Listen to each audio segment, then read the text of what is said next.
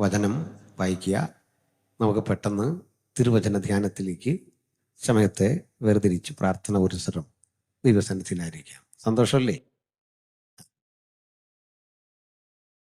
യെശയ്യാ പ്രവാചകന്റെ പുസ്തകം 14-ാം അധ്യായം അതിൻ്റെ 11 മുതലുള്ള വാക്യങ്ങൾ ശബ്ദമുയർത്തി വായിക്കാം. നിന്റെ ആടമ്പരവും വാതിലുകളും പാതാളത്തിലേക്ക് ഇറങ്ങി. നിന്റെ കീഴിൽ ചുരുക്കളെ ഉറച്ചു. വിവികൾ നിനക്ക് പുറത്തായി. അരുണോദരനായ നീ ഇങ്ങനെ ആകാശവും ജാതികൾ താമസിക്കുന്നത് നീ ഇങ്ങനെ നിലത്തുള്ളൂ. വായിച്ചോളൂ. വായിക്കാം.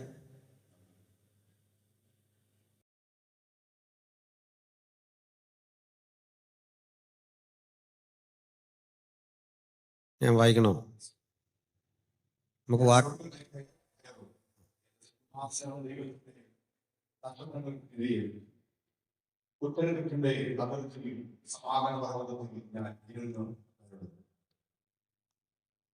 ഞാൻ ബഹോവരത്തിലേക്ക് ഞാൻ അത്യന്തനോട്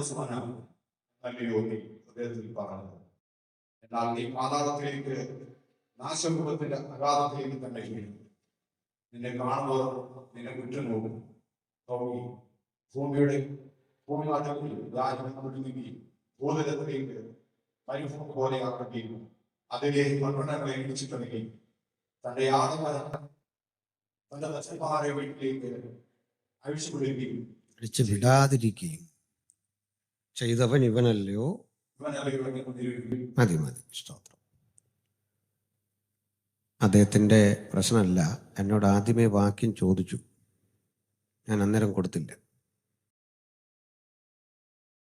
അപ്പോൾ കൊടുക്കാഞ്ഞതിൻ്റെ ഒരു കാരണം, യോഗത്തിന് ചെന്നാൽ കിട്ടുന്ന സമയത്തിനനുസരിച്ചാണ് വാക്യം കൊടുക്കുന്നത്.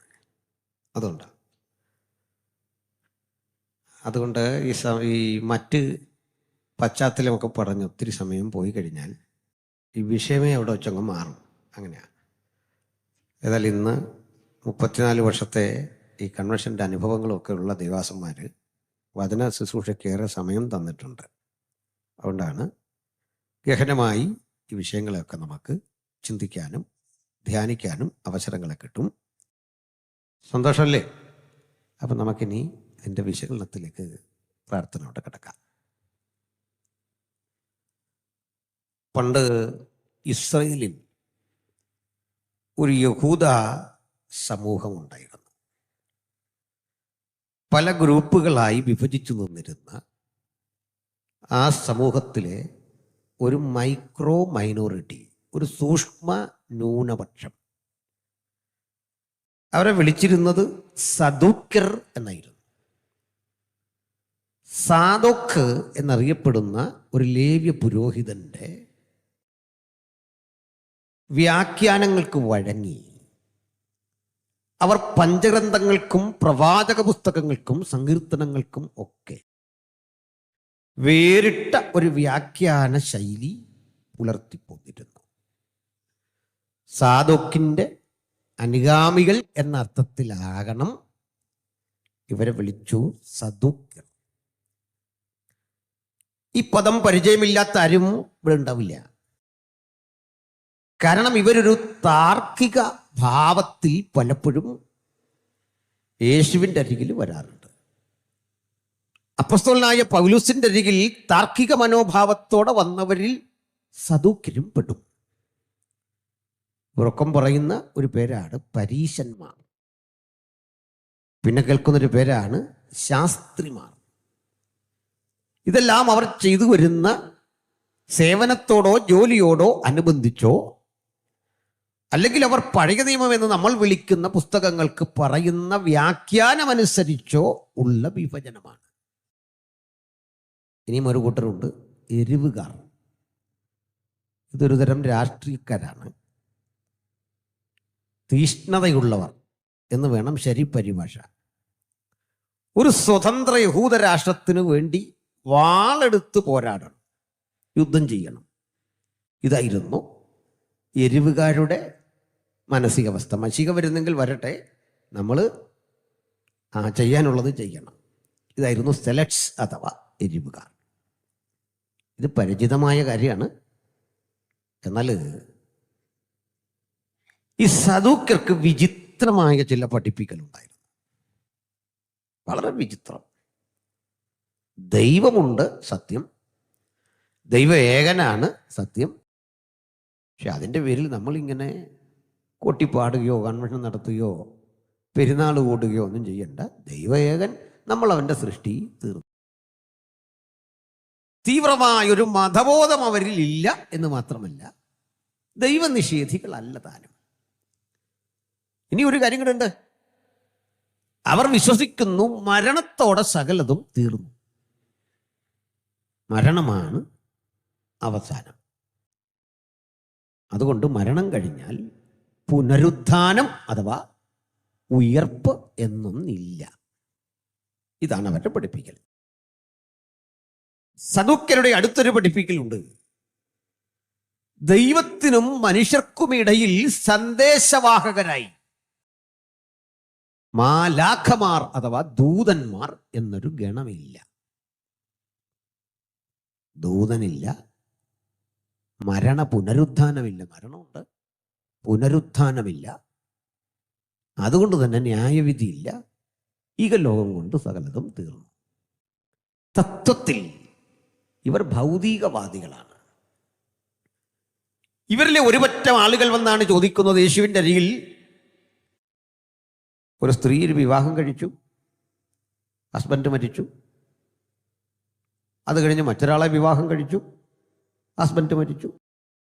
പിന്നെയും ഒരാളെ വിവാഹം കഴിച്ചു, അയാളും മരിച്ചു. നമ്മുടെ യേശുവിൻ്റെ ക്ഷേമം ഭയങ്കരമാണ്. ഞാൻ വല്ലതുവാണെ അതിനു മുമ്പ് ഇത്രയും മരിക്കാൻ ഞാൻ സമ്മതിക്കില്ല. അതെന്തൊരു മരണമാടാ. അവസാനം ചോദിക്കുക, ഈ സ്ത്രീ മരിച്ചു ഉയർത്തെഴുന്നേറ്റു, മറ്റവന്മാർ ഉയർത്തെഴുന്നേറ്റു, പുനരുദ്ധാനത്തിൽ ആർക്ക് ഭാര്യയാകും? നമ്മുടെ ഷീനുവൊക്കെയാണെ പൊട്ടിയിൽ കൊടുക്കും. അന്നേരെ എന്തോടാ പറഞ്ഞെന്ന് ചോദിക്കും. യേശുവിൻ്റെ സംയമനം കണ്ടില്ലേ? കർത്താവ് ഒരു മർമ്മം അവരോട് വെളിപ്പെടുത്തി. പുനരുത്ഥാന ശരീരികൾ ദൂതതുല്യരാകും.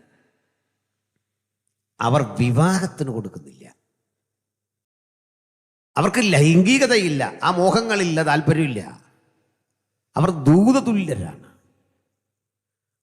ക്രിസ്തുവേശുവിൽ അന്ന് സ്ത്രീയും പുരുഷനുമില്ല, ദൂതതുല്യരാകും. ഈ ദൂതൻ എന്നൊരു പദം കേൾക്കുമ്പോഴേ ഈ സദൂക്യർക്ക് വല്ലാത്ത വിരോധമാണ്. അവർക്ക് പരിഹാസമാണ്, നിന്നയാണ്. ദൂതനോ? അങ്ങനൊന്നുമില്ല. അവരോടാ പറയുന്നത് ദൂതതുല്യരാകും. അത് കേൾക്കാൻ പേടിയാ, ബുദ്ധിമുട്ടാ. നമ്മുടെ പൗലോസ്ലീഹ പണ്ടൊരു പരീശനായിരുന്നു. അദ്ദേഹം ഒരു കൺവെൻഷൻ യോഗം ഇങ്ങനെ പ്രസംഗിച്ചുകൊണ്ടിരിക്കുമ്പോൾ സദൂക്യരെടുത്ത് വന്നിട്ട് ചോദിച്ചു, താൻ എന്തുകൊണ്ടു ഈ പറയുന്നത്? അപ്പോൾ ഈ സദൂക്യർ വരുമ്പോൾ അവിടെ പ്രശ്നം ഉണ്ടാകും. അപ്പുറത്ത് പരീശന്മാരും നീക്കുക.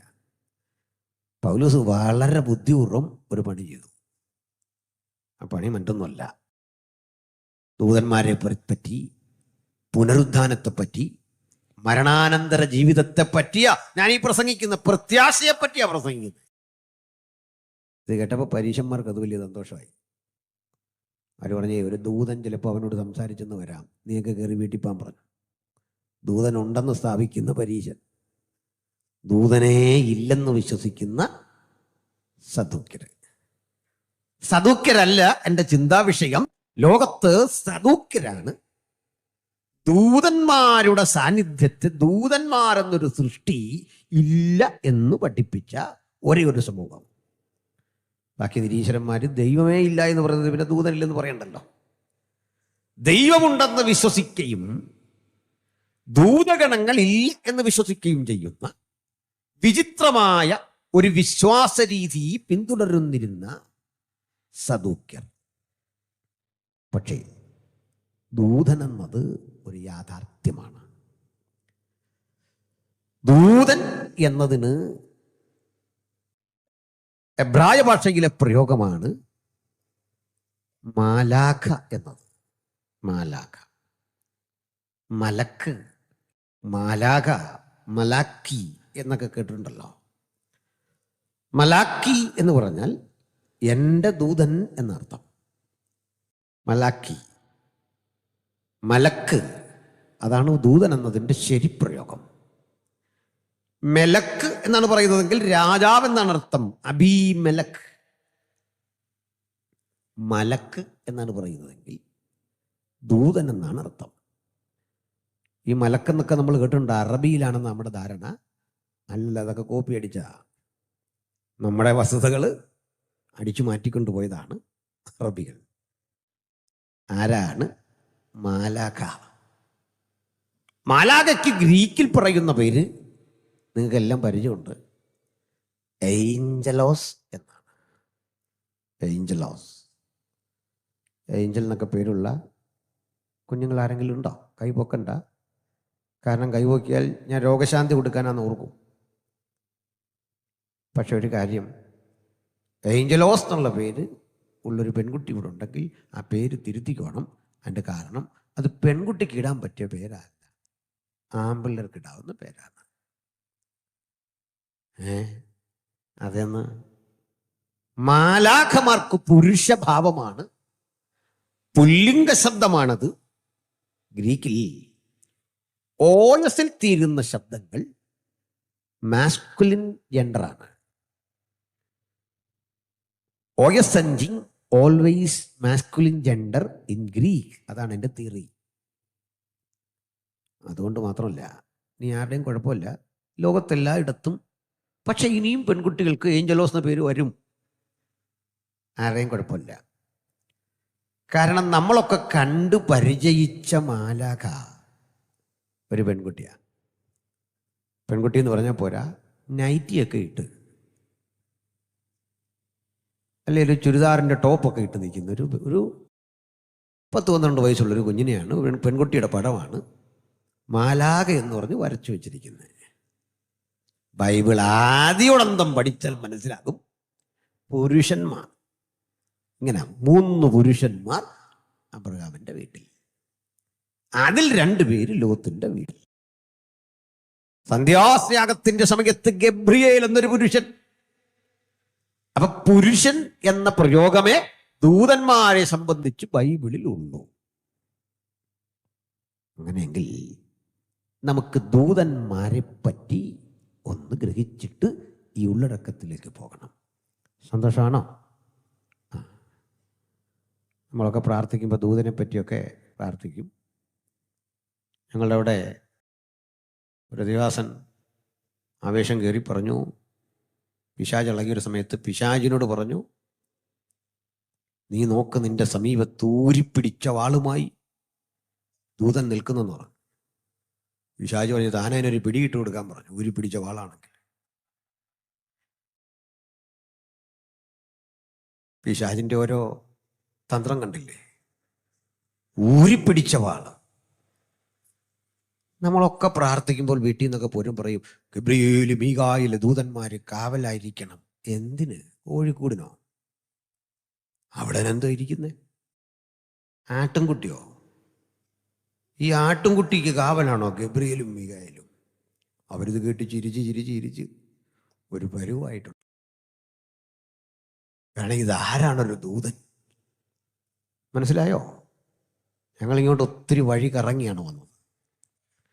അങ്ങനെ വന്ന് എന്നാ കൂത്തുകാഴ്ചയോ ഏതാണ്ടൊരു പ്രോഗ്രാം നടക്കുക. കൂത്തുകാഴ്ച എന്നാണ് ഞാൻ മനസ്സിലാക്കിയത്. വേറെ ഏതാണ്ടൊരു പേര് ഇങ്ങനെ പ്രോഗ്രാം നടക്കുക. അതിൻ്റെ ഇടവഴി വരാൻ വയ്യ. അവിടെ നിന്നുകൊണ്ട് DGP ആരെയും നിയന്ത്രിക്കുകയല്ല, അതിന് ലോക്കൽ പോലീസ് ഉണ്ടല്ലേ. നമുക്കൊരു കാര്യം വന്നാൽ നമ്മൾ തന്നെ ദൂതനെ നിശ്ചയിക്കുക, ഗബ്രിയേലിനെ തന്നെ വിടണോ? പേടി കാരണമാണ്. അങ്ങനെ ഇടയ്ക്കുള്ള പുള്ളികളൊന്നും വിടരുത്. ഗബ്രിയേൽ മീകായിൽ കാവലായിരിക്കണം. ആദ്യം ഓർത്തു, ഗബ്രിയേലിന്റെ ജോലിയെ കാവലല്ല, സന്ദേശവാഹകനാണ്. നിങ്ങൾ ഈ പറഞ്ഞ എന്താണെന്നറിയണ്ടേ? പോസ്റ്റ്മാനെ പിടിച്ച് ഇവിടെ സെക്യൂരിറ്റി ആക്കണം. മീകായലിന്റെ പണി എന്താ? മീകായിൽ ഒരു വെട്ട് തുടങ്ങിക്കഴിഞ്ഞാൽ അശൂർ പാളയത്തിലൊരു വെട്ടം കൊണ്ട് തുടങ്ങിയപ്പോൾ ലക്ഷങ്ങൾ പിടഞ്ഞവിടെ വീണു.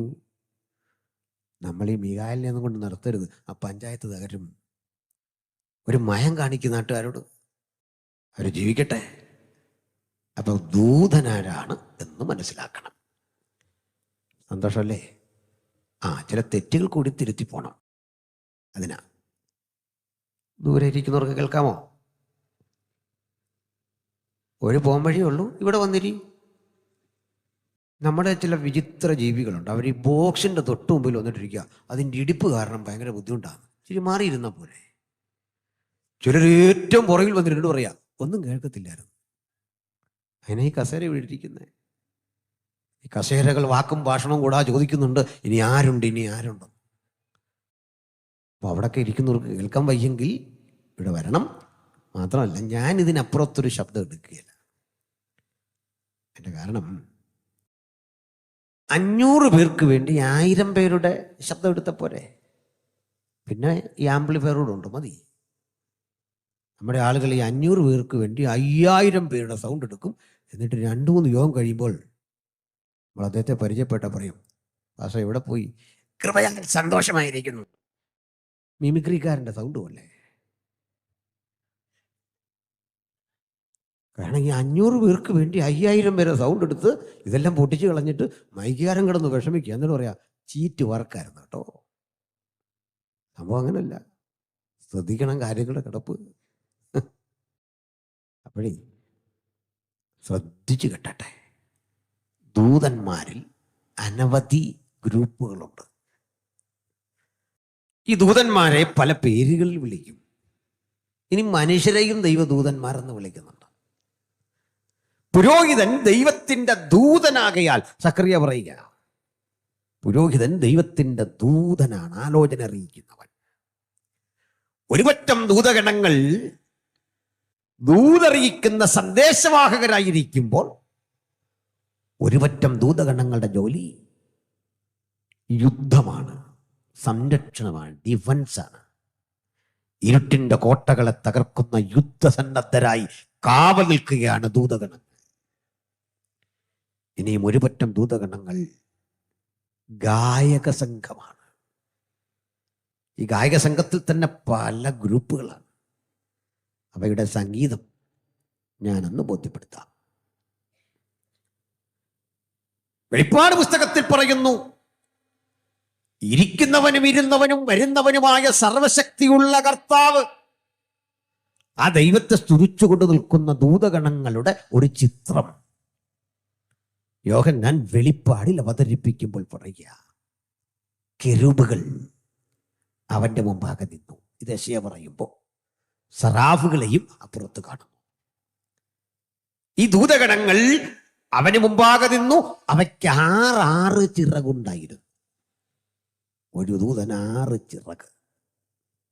അതിൻ്റെ ഉപയോഗം പറഞ്ഞു. 2 കൊണ്ട് മുഖം മൂടി, 2 കൊണ്ട് പറന്നു, 2 കൊണ്ട് പാദം മൂടി, 2 കൊണ്ട് പറന്നു നിൽക്കുക. സത്യത്തിൽ ഇത് ആരാധനയാണ് എന്ന് ഞാൻ കരുതുന്നില്ല. അങ്ങനെ നിന്നിട്ട് ഒരുത്തനോട് ഒരുത്തൻ ആരാധനയാകുന്ന എങ്ങനെ? അങ്ങനെയല്ല, പക്ഷി ആരാധന എന്ന് പറയാം, തെറ്റില്ല. പറയുന്നത്, പ്രകീർത്തിക്കുന്നത് ദൈവത്തെ പറ്റിയാകയാൽ ആരാധനയാണ്. പക്ഷെ നേരെ അർത്ഥത്തിലെടുത്താൽ ആരാധനയല്ല. ആ രംഗം ഞാൻ വിശദീകരിക്കാം. അച്ചടക്കബോധമുള്ള, കൃത്യനിഷ്ഠയുള്ള ഒരു പ്രിൻസിപ്പൽ, അദ്ദേഹത്തിൻ്റെ നോട്ടത്തിന് പോലുമുണ്ട് 1000 മുനകൾ. അദ്ദേഹം വരുന്നത് കണ്ടിട്ടേ വാഗമരത്തിൻ്റെ ചുവട്ടിൽ വർത്തമാനം പറഞ്ഞിരുന്ന കുട്ടികൾ ഈ പുസ്തകം തുറന്നിട്ട് മുഖം മൂടി ഒരാളോട് പറയുക, സാർ വരുന്നു, സാർ വരുന്നു, സാർ വരുന്നു, സാർ വരുന്നു, അടുത്ത് വരുന്നു. ഭയം, ആദരവ്, ബഹുമാനം. പക്ഷെ അല്പം കഴിഞ്ഞപ്പോൾ അടുത്തേക്ക് വരുന്നവൻ്റെ പരിശുദ്ധിയുടെ വ്യാപാരം, ആ ദൂതഗണങ്ങളുടെ അരികിലേക്ക് അണഞ്ഞപ്പോൾ ഒരു പ്രകമ്പനം സൃഷ്ടിക്കുന്ന ഒരു ഇരമ്പം അവർക്കിടയിലേക്ക് വരുമ്പോൾ അവരുടെ ശബ്ദം ഉമ്മറപ്പടിയിൽ പോലും കുലുക്കത്തക്ക വിധം ആധികാരികമായി മാറിയപ്പോൾ ഈ ശബ്ദത്തിന്റെ ആർപ്പ് പ്രപഞ്ചത്തെ മുഴുവൻ കിടുക്കി. മിന്നൽ പിണരുകൾ കൊണ്ട് പ്രപഞ്ചം മുഴുവൻ ഒരുപോലെ കിടുങ്ങുമാറാക്കുന്ന ശബ്ദത്തിൽ അവ ആർത്തു വിളിച്ചു, പരിശുദ്ധൻ, പരിശുദ്ധൻ, പരിശുദ്ധൻ. ഈ പരിശുദ്ധിക്ക് മാത്രം വില കൽപ്പിച്ച് അവരിങ്ങനെ സംസാരിക്കവേ ഈ സംഗീതത്തിന് മറ്റൊരു മനോഹാരിത. അപ്പകലിനെ കുറിച്ചുള്ള ബോധ്യമില്ല, ശത്രുഭീതിയില്ല.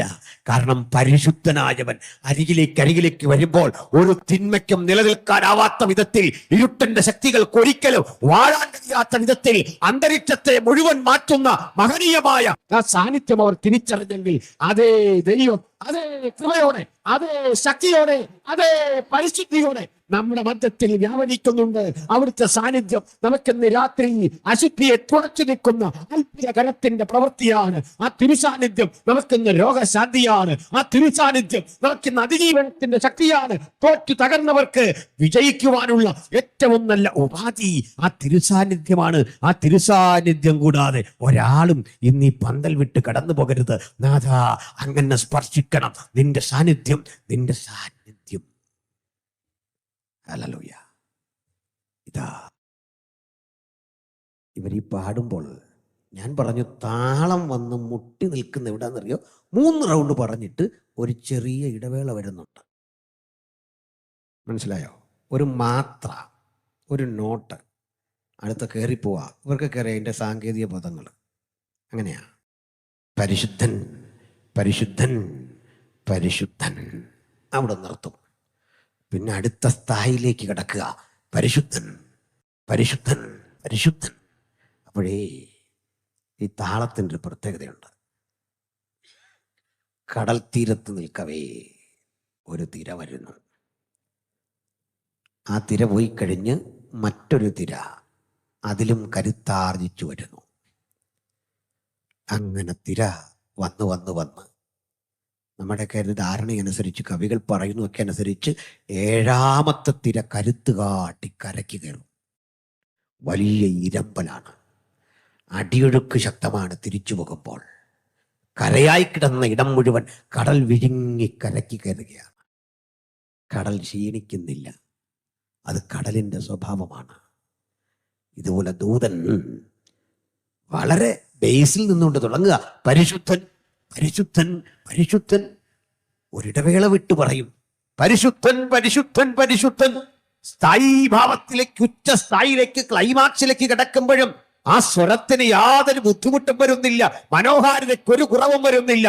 എത്ര മനോഹരമായ സംഗീതം അവയാർക്കുമ്പോൾ, അവ പാടുമ്പോൾ ക്ഷീണം കൂടാതെ, മറ്റൊരു ദുരന്തവും അവിടെ കേൾക്കാനിടവരാതെ, ദുഃഖങ്ങൾ കേൾക്കാനിടവരാതെ ആ ശബ്ദം സകല പ്രതിസന്ധിയും മാറ്റിമറിക്കും വിധം സ്വർഗത്തെ കൂടുതൽ ജ്വലനാത്മകമാക്കി മാറ്റുകയാണ്. ഇതാണ് ശരിക്കുള്ള ആരാധനയുടെ ഒരു റിസൾട്ട്. മനസ്സിലാവുന്നോ? നമ്മൾ ഇന്ന് ഇതൊക്കെ കൃത്രിമമായിട്ട് ഉണ്ടാക്കാൻ ശ്രമിക്കുകയാണ്. ഞാൻ നേരത്തെ വന്നു. ഞാൻ സാധാരണ യോഗത്തിന് നേരത്തെ തന്നെയാണ് പോകുന്നത്. പക്ഷേ വഴിയിൽ വന്ന് കുറച്ച് നേരം കിടക്കും. കാരണം എല്ലാ പാട്ടും സഹിക്കാനുള്ള ഒരു ത്രാണി എനിക്കില്ല. അതുകൊണ്ടാണ് മുമ്പേ നമ്മൾ ചോദിച്ചറിയാം എങ്ങനെ അതിൻ്റെ കാര്യങ്ങളൊക്കെ ഇന്നതാണ്. അതുകൊണ്ട് പാട്ട് ആസ്വദിക്കുന്ന ഒരാൾ തന്നെയാണ് ഞാൻ. ക്ഷമിക്കണം, ഞാൻ കൂടുതലും കൃത്യഗാനങ്ങളല്ല കേൾക്കുന്നത്. പിന്നെ എന്താ ഗാനമാണ്? സിനിമ പാട്ട്, നല്ല ഒന്നാന്തര സിനിമ പാട്ട് ഞാൻ ആസ്വദിക്കാറുണ്ട്. എനിക്ക് ഏറ്റവും ജീവിതത്തിൽ സന്തോഷം പകർന്നൊരു സിനിമാ പാട്ട് അവനവൻ കുരുക്കുന്ന കുരുക്കഴിച്ചെടുക്കുമ്പോൾ ഗുലുമാലെന്ന്. എന്തൊരർത്ഥമുള്ളൊരു പാട്ട. പരസ്പരം കുഴിക്കുന്ന കുഴികളിൽ പതിക്കുമ്പോൾ ഗുലുമാൽ. അയാൾ ആത്മാവിലാണോ ഇത് എഴുതിയെന്ന് എനിക്ക് പലപ്പോഴും തോന്നിയിട്ടുണ്ട്. നമ്മുടെ പല പാട്ടുകളെക്കാൾ എത്രയോ മനോഹരമാ പാട്ട്. എന്നാ ഇപ്പൊ ചെയ്യുക എന്നൊരുത്തിന് ഇടയ്ക്ക് പാടുക. ഞാൻ പറഞ്ഞു, നീ ഒന്നും ചെയ്യണ്ട, മഹത്വം, സ്തോത്രം. അപ്പോഴേ ദൂതഗണങ്ങൾ മടുക്കുന്നില്ല. പാടും തോറും അവർ ഫ്രഷ് ആവുക. ഹൃദയഹരിയായി ആ സംഗീതത്തോട് ചേർന്ന് പാടുമ്പോൾ അവരും ഒരുമിച്ച് ഇങ്ങനെ പാടിക്കൊണ്ടിരിക്കുമ്പോൾ വേറൊരു കൂട്ടരുണ്ട്. അവർ ചെയ്യുന്നത് ഈ പ്രപഞ്ചത്തെ മുഴുവൻ നോക്കി, അഖിലാണ്ട കടാകത്തെ മുഴുവൻ ഓർബിറ്റൽ അഥവാ ഭ്രമണപഥത്തിലൂടെ ഇങ്ങനെ സഞ്ചരിക്കുന്നൊരു ഗോളം, അതിനെ വലം വെച്ച് മറ്റൊരു ഗോളം, അതിൻ്റെ ഇടയിൽ കൂടി മറ്റൊരു ഗോളം, കോടാനുകോടി ഗോളങ്ങളുടെ ആ ഭ്രമണം, ആ സംക്രമണം ഒക്കെ ഇങ്ങനെ നോക്കിയപ്പോൾ എത്ര കോടി വർഷങ്ങൾ ഇവ ഇങ്ങനെ സഞ്ചരിച്ചിട്ടും ക്രമം തെറ്റാതെ ഈ പ്രകൃതിയെ അണിയിച്ചൊരുക്കിയ മഹാപ്രഭാവനെപ്പറ്റി ഈ ദൂതഗണങ്ങൾ ഓർക്കുന്നു. ആ ദൂതഗണങ്ങൾ ഈ മുഴുലോകത്തിലേക്ക് നോക്കിയിട്ട് ഒരു പ്രതിഗാനം പോലെ, ഒരു മറുപടി പോലെ, ഗാനപ്രതിഗാനം പോലെ അവരോട് പാടിക്കൊടുക്കുക. ഒരു കൂട്ടർ പറയും പരിശുദ്ധൻ പരിശുദ്ധൻ പരിശുദ്ധൻ, മറ്റേ ദൂതഗണങ്ങൾ പറയും മുഴുപ്രപഞ്ചവും അവിടുത്തെ മഹത്വം കൊണ്ട് നിറഞ്ഞിരിക്കുന്നു, അവിടുത്തെ പരിജ്ഞാനം കൊണ്ട് നിറഞ്ഞിരിക്കുന്ന സമുദ്രം, അവിടുത്തെ സൃഷ്ടിയായ മഹാസമുദ്രം, സ്വന്തം ഭ്രമണപഥത്തിൽ സൂര്യനെ വലം വയ്ക്കുന്ന ഭൂമി, അതിൽ അധിവസിക്കുന്ന നമ്മയൊക്കെ നോക്കി ദൈവത്തിൻ്റെ പരിജ്ഞാനത്തെപ്പറ്റി സംസാരിക്കുമ്പോൾ തമ്പുരാന്റെ ശ്രദ്ധ ഇതിൽ പോലും അല്ല. തന്നെ പാടിപ്പുകഴ്ത്തുന്ന പരിശുദ്ധൻ പരിശുദ്ധൻ എന്ന സ്തോത്ര സ്വരത്തേക്കാൾ കാറ്റുകളെ തന്റെ ദൂതന്മാരാക്കി അഗ്നിജ്വാലയെ തന്റെ ശുശ്രൂഷകന്മാരാക്കുന്ന ആ ദൈവത്തിന് കോടാനുകോടി ദൂതഗണങ്ങളുടെ പാട്ടിനേക്കാൾ കേൾക്കാൻ ഇഷ്ടമുള്ള പാട്ട് ഈ സാധുക്കളായ നമ്മുടെ പാട്ടാ. അവൻ കാതുകൂർപ്പിച്ചിരിക്കുമ്പോൾ ദൂതഗണങ്ങൾക്ക് അത്ഭുതം, അവയും കുനിഞ്ഞു നോക്കുന്നു. ഈ വിചിത്ര കൃപ കണ്ടിട്ട് കുനിഞ്ഞു നോക്കുന്നു. ഈ കൃപയാണ് ഇന്ന് രാത്രി നമ്മെ ഇവിടെ കൂട്ടിവരുത്തിയത്. ആ കൃപാപദ്ധതിക്ക് പുറത്ത് ഒരാളെങ്കിലും ഈ രാത്രി വചനം കേൾക്കുന്നെങ്കിൽ ഇത് ആസ്വദിക്കാൻ ഒറ്റ വഴി, ജീവന്റെ പൊതുവഴി മാനവരാശിക്ക് നൽകിത്തന്ന ദൈവത്തിന്റെ പുത്രൻ കാലത്തിന്റെ സമ്പൂർണതയിൽ നമുക്ക് വേണ്ടി ജനത്തിൽ വെളിപ്പെട്ടു. അവന്റെ ജനം കാൽവന്റെ കൊലമരത്തിൽ തകർന്ന് അതിലൂടെ ഒഴുക്കിയ പുണ്യാഹരക്തത്തിൽ നമുക്ക് അതിക്രമങ്ങളുടെ മോചനം എന്ന വീണ്ടെടുപ്പ് യാഥാർത്ഥ്യമാക്കിയപ്പോൾ ജീവന്റെ പുതുവഴി ആസ്വദിക്കാൻ ഇടയായി തീർന്നു. അന്ന് നമുക്ക് ദൈവത്തോട് നിരപ്പ് യാഥാർത്ഥ്യമായി. അന്ന് മുതൽ ഈ ദൂതഗണങ്ങളെക്കാൾ നമുക്കൊരു വ്യത്യാസം പറയാം. ഞാൻ മുമ്പേ പറഞ്ഞ പോലെ മീകായേൽ വെട്ടിയെന്നോ ഗബ്രിയേൽ ഒരു സന്ദേശം കൊണ്ട് വന്നെന്നോ ഒന്ന് ഓർത്താൽ അതിലത്ര വലിയ ഗൗരവമുണ്ടെന്ന് ഞാൻ കരുതുന്നില്ല. സത്യം പറഞ്ഞ മീകായേൽ വരട്ടെ, വെട്ടിയിട്ട് പോട്ടെ, അല്ലെങ്കിൽ ഗബ്രിയേൽ ഒരു സന്ദേശം കൊണ്ട് വരട്ടെ, കൃപ ലഭിച്ചവളേ നിനക്ക് വന്ദനം, സഹോദരി പറഞ്ഞല്ലോ നിനക്കും വന്ദനം, രണ്ടുപേർക്കും വന്ദനം, കുഴപ്പമൊന്നുമില്ല, ഇതെല്ലാം പങ്കിട്ടു. പക്ഷേ ദൈവത്തിൻ്റെ സന്തോഷം ഒരു കാര്യം പഠിച്ചു. ദൂതൻ കോടാനുകോടി വർഷങ്ങളായിട്ടും ദൈവത്തെ വിളിക്കുന്നത് സ്ഥാനപ്പേര് ചൊല്ലിയ സൈന്യങ്ങളുടെ യഹോവ, ഇത് ചൊല്ലിയാ വിളിക്കുന്നത്. ദൂതൻ മാത്രമല്ല, ലോകത്തിലെ സകല മതങ്ങളും ദൈവത്തെ വിളിക്കുന്നത് സ്ഥാനപ്പേർ ചൊല്ലി. അവരവരുടെ രീതി അനുസരിച്ച് ദൈവത്തിനൊരു സ്ഥാനപ്പേര് കൊടുത്തിട്ടുണ്ട്. അല്ല എന്നോ ഈശ്വരനെന്നോ യാഹ്വേ എന്നോ ഏതെങ്കിലും ആയിക്കൊള്ളട്ടെ. ഇതിനൊക്കെ നമുക്ക് പദങ്ങളോട് വിയോജിപ്പുണ്ട് ദൈവശാസ്ത്രപരമായി. പക്ഷെ നിങ്ങൾക്കറിയണ്ടേ, ലോകത്ത് സൃഷ്ടാവിനെ പിതാവ് എന്ന് വിളിക്കുന്ന ഒറ്റ സമൂഹമേ ഉള്ളൂ, അത് യേശുവിൻ്റെ അനുഗാമികളാണ്. പ്രപഞ്ചനാഥനെ അബ്ബാ പിതാവ് എന്ന് വിളിക്കുന്ന ഒരൊറ്റ വിഭാഗമേ ഉള്ളൂ, അത് യേശുവിൻ്റെ അനുഗാമികളാണ്. നമ്മൾ മാത്രം ദൈവത്തെ വിളിക്കുന്നു അപ്പാ. എന്തൊരാനന്ദമാണത് എന്ന് വെച്ചാൽ, എന്നെ നിങ്ങൾ പാസ്റ്റർ എന്നോ ഉപദേശി എന്നൊക്കെയാണല്ലോ വിളിക്കുക. പക്ഷെ മക്കൾ ഇങ്ങനല്ലല്ലോ വിളിക്കുക. അപ്പാ. ഈ വണ്ടി കൊണ്ട് ഗേറ്റിൻ്റെ അരികിൽ ഇട്ടിട്ട് ഞാൻ 2 ഓൺ അടിക്കുമ്പോൾ മോളാണ് ഓടി വരുന്നത്. എൻ്റെ സാന്നിധ്യം അവൾക്കറിയാം. അപ്പാ വന്നു. അപ്പാ, ആ വിളിയുടെ സുഖമില്ല സാറേന്ന് വിളിച്ചാലും ഇല്ല, പാസ്തയെന്ന് വിളിച്ചാലും ഇല്ല, മറ്റൊന്നിനുമില്ല.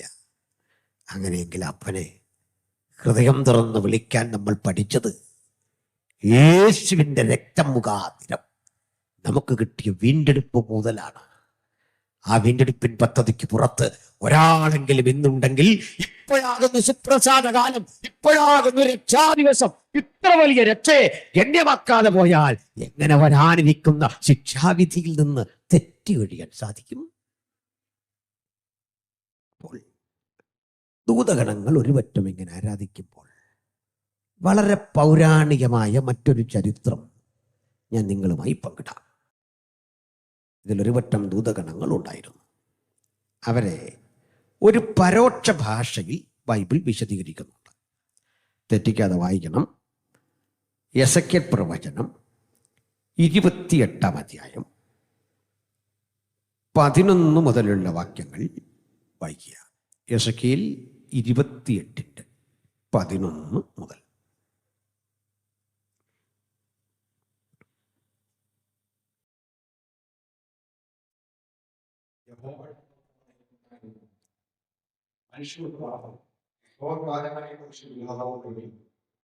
അവനോട് പറയേണ്ടത്, യഹോവയായ കർത്താവ് ഇപ്രകാരം അന്വേഷിക്കുന്നു, നീ മാതൃകാമുദ്രയായി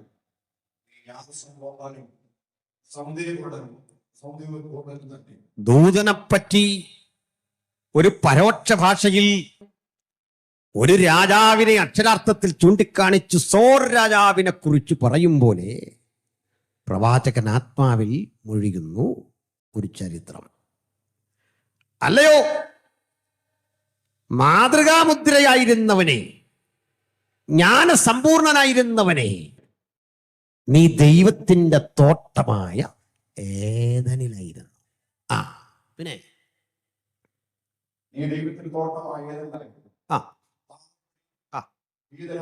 പീതരത്നം,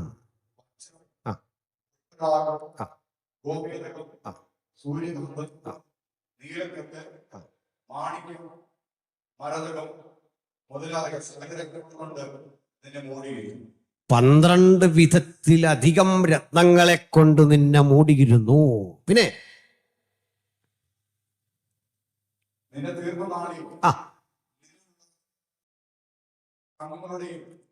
തടങ്ങളുടെയും കുടവല്ല ചങ്ങാതി, കൂടുകളുടെയും പണി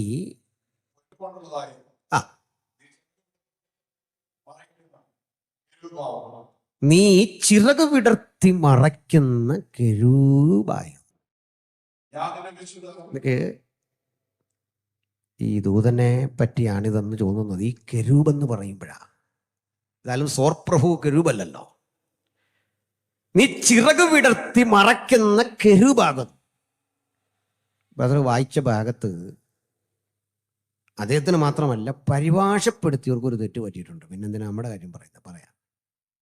നിന്നെ തീർത്ത നാളിൽ നിന്നിലുള്ള തടങ്ങളുടെയും കൂടുകളുടെയും പണി പൊന്നുകൊണ്ടുള്ളതായിരുന്നു എന്നല്ല ശരി പരിഭാഷ. തടവും കൂടുമൊന്നുമല്ല.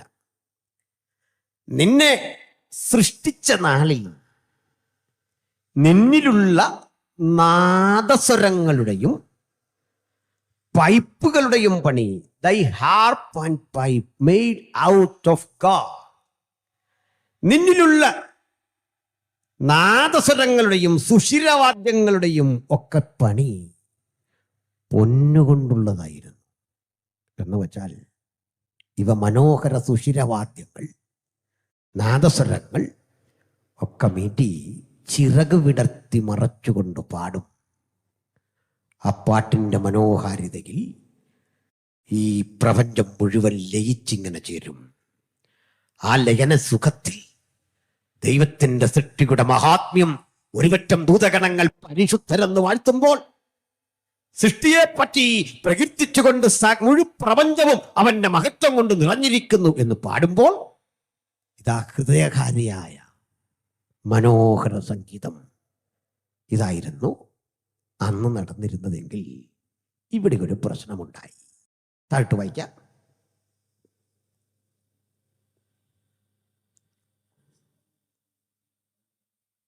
കണ്ടിന്യൂ ചെയ്തട്ടെ.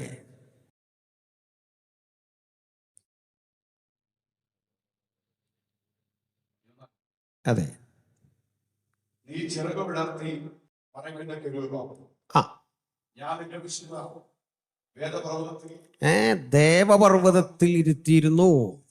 ആ അങ്ങനല്ല ചങ്ങാതി.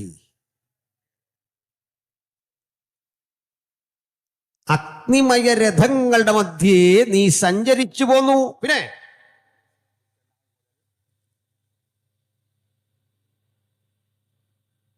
ഇതാകെ പണിമുണ്ടക്കാവുമല്ലോ. ഞാൻ ഫറവോനെ പോലെയല്ല, കൃപയുള്ളവനായതുകൊണ്ടാ. ഒന്നും വേണ്ട. ആ ആ ആ ആള് ഡീസൻ്റ് ആയിരുന്നു. എവിടെ വരാ? നിൽക്കും. എങ്ങനെയും വായിച്ചങ്ങ് തീർക്കണമെന്നുള്ള ആഗ്രഹത്തിൽ വായിക്കാതെ സംഗതി ഇച്ചിരി കട്ടിയാന്ന് എനിക്കറിയാം. ആരുടെയും കുഴപ്പമില്ല. ഞാൻ വർഷങ്ങൾക്കപ്പുറത്തൊരു കല്യാണം നടത്തി. അത് കള്ളമല്ലെന്നറിയിക്കാൻ വേണ്ടി അതേപ്പറ്റി അറിവുള്ളൊരു കൂട്ടുകാരൻ എൻ്റെ കൂടെ ഒന്ന് വന്നിട്ടുണ്ട്. അപ്പം അവിടെ ഒരു പാസ്റ്റർക്ക് എന്തെങ്കിലും ഒരു റോള് കൊടുത്തേ പറ്റും. എന്നോട് പറഞ്ഞു. ഞാൻ പറഞ്ഞ കല്യാണമാണ്. ഒടുക്കം അദ്ദേഹം നിർബന്ധം പിടിച്ച് 45 സങ്കീർത്തനം വായിക്കണം. 45 സങ്കീർത്തനം വായിക്കുമ്പോൾ പറഞ്ഞു, നിന്റെ വലത്ത് ഭാഗത്ത് രാജ്ഞി ഓഫീസർ തങ്കമണി നിൽക്കുന്നു. വളരെ മനോഹരമായിട്ട് നല്ല പാട്ട് പാടുന്ന പോലെ. നിന്റെ വലത്ത് ഭാഗത്ത് രാജ്ഞി ഓഫീസർ തങ്കമണി നിൽക്കുന്നു. എന്ത് ചെയ്യാം? അപ്പം അതുകൊണ്ട് ഇവർ രണ്ടുപേരും വായിച്ചതിലെ പ്രശ്നമല്ല, ഈ കട്ടി ഭാഗങ്ങളാണ്. നമുക്കങ്ങനെ നിരന്തരം ബന്ധമില്ലാത്ത ചില ഭാഗമാണ്. ശ്രദ്ധിക്കണം. അവിടെ പറയുക, നിന്നെ തീർത്ത നാളിൽ നിന്നിലുള്ള തടങ്ങളുടെയും കൂടുകളുടെയും പണി പൊന്നുകൊണ്ടുള്ളതായിരുന്നു. ഞാൻ പരിഭാഷ തിരുത്തി. നിന്നെ രൂപീകരിച്ച നാളിൽ, നിന്നെ ഉത്ഭവിപ്പിച്ച നാളിൽ നിന്നിലുള്ള ആ നാദസ്വരങ്ങളുടെയും അതുപോലെ സുഷിരവാദ്യങ്ങളുടെയും പണി സ്വർണ്ണ നിർമ്മിതമായിരുന്നു. ചിറക് വിടർത്തി മറയ്ക്കുന്ന കെരൂബേ, ഞാൻ നിന്നെ ദേവപർവ്വതത്തിൽ ഇരുത്തിയിരുന്നു. നീ അഗ്നിമയ രഥങ്ങളുടെ മധ്യേ സഞ്ചരിച്ചു പോന്നു. പക്ഷേ നിന്നിൽ നീതികേട് കണ്ടതുവരെ നീ നടപ്പിൽ നിഷ്കളങ്കനായിരുന്നു. പക്ഷേ നിന്റെ അന്തരംഗം സാഹസം കൊണ്ട് നിറഞ്ഞു. ഈ പുള്ളി ഒത്തിരി ഇത്രയൊക്കെ ചെയ്തപ്പോ മനസ്സിൽ വല്ലാത്ത നിഗളം, അഹന്ത പെരുകി. അഹന്തയുടെ ചെറിയ ബോധം നിങ്ങളുടെ ഹൃദയത്തിലുണ്ടെങ്കിൽ അത് പെരുകിക്കൊണ്ടിരിക്കും. താഴ്മ പെരുകില്ല, ആഹന്ത പെരുകി പെരുകി പെരുകി വർദ്ധിച്ച് എന്തുകൊണ്ട് അവൻ തമ്പുരാനെ നോക്കുമ്പോൾ ഒരു കാഴ്ച. ദൈവസിംഹാസനത്തിൽ ഞാൻ പറഞ്ഞു പരിശുദ്ധൻ. മക്കളെ സംസാരിക്കാതിരിക്കണം, ആകെ പ്രതിസന്ധി. ആ കൂടെ എല്ലാവരും കൂടെ ഒരുമിച്ച് തുടങ്ങില്ല. അപ്പോൾ മക്കളോടാ പറഞ്ഞ ഇപ്പുറത്തിരിക്കുന്ന ആ ചങ്ങാതി, ഇനി നീ സംസാരിച്ചാൽ നിന്നെ ഇവിടെ കൊണ്ടുവന്ന് നിർത്തി എൻ്റെ കല്യാണം ഞാൻ നടത്തും. ഇതാ അങ്കിൾ ചെയ്യുന്ന ശിക്ഷ.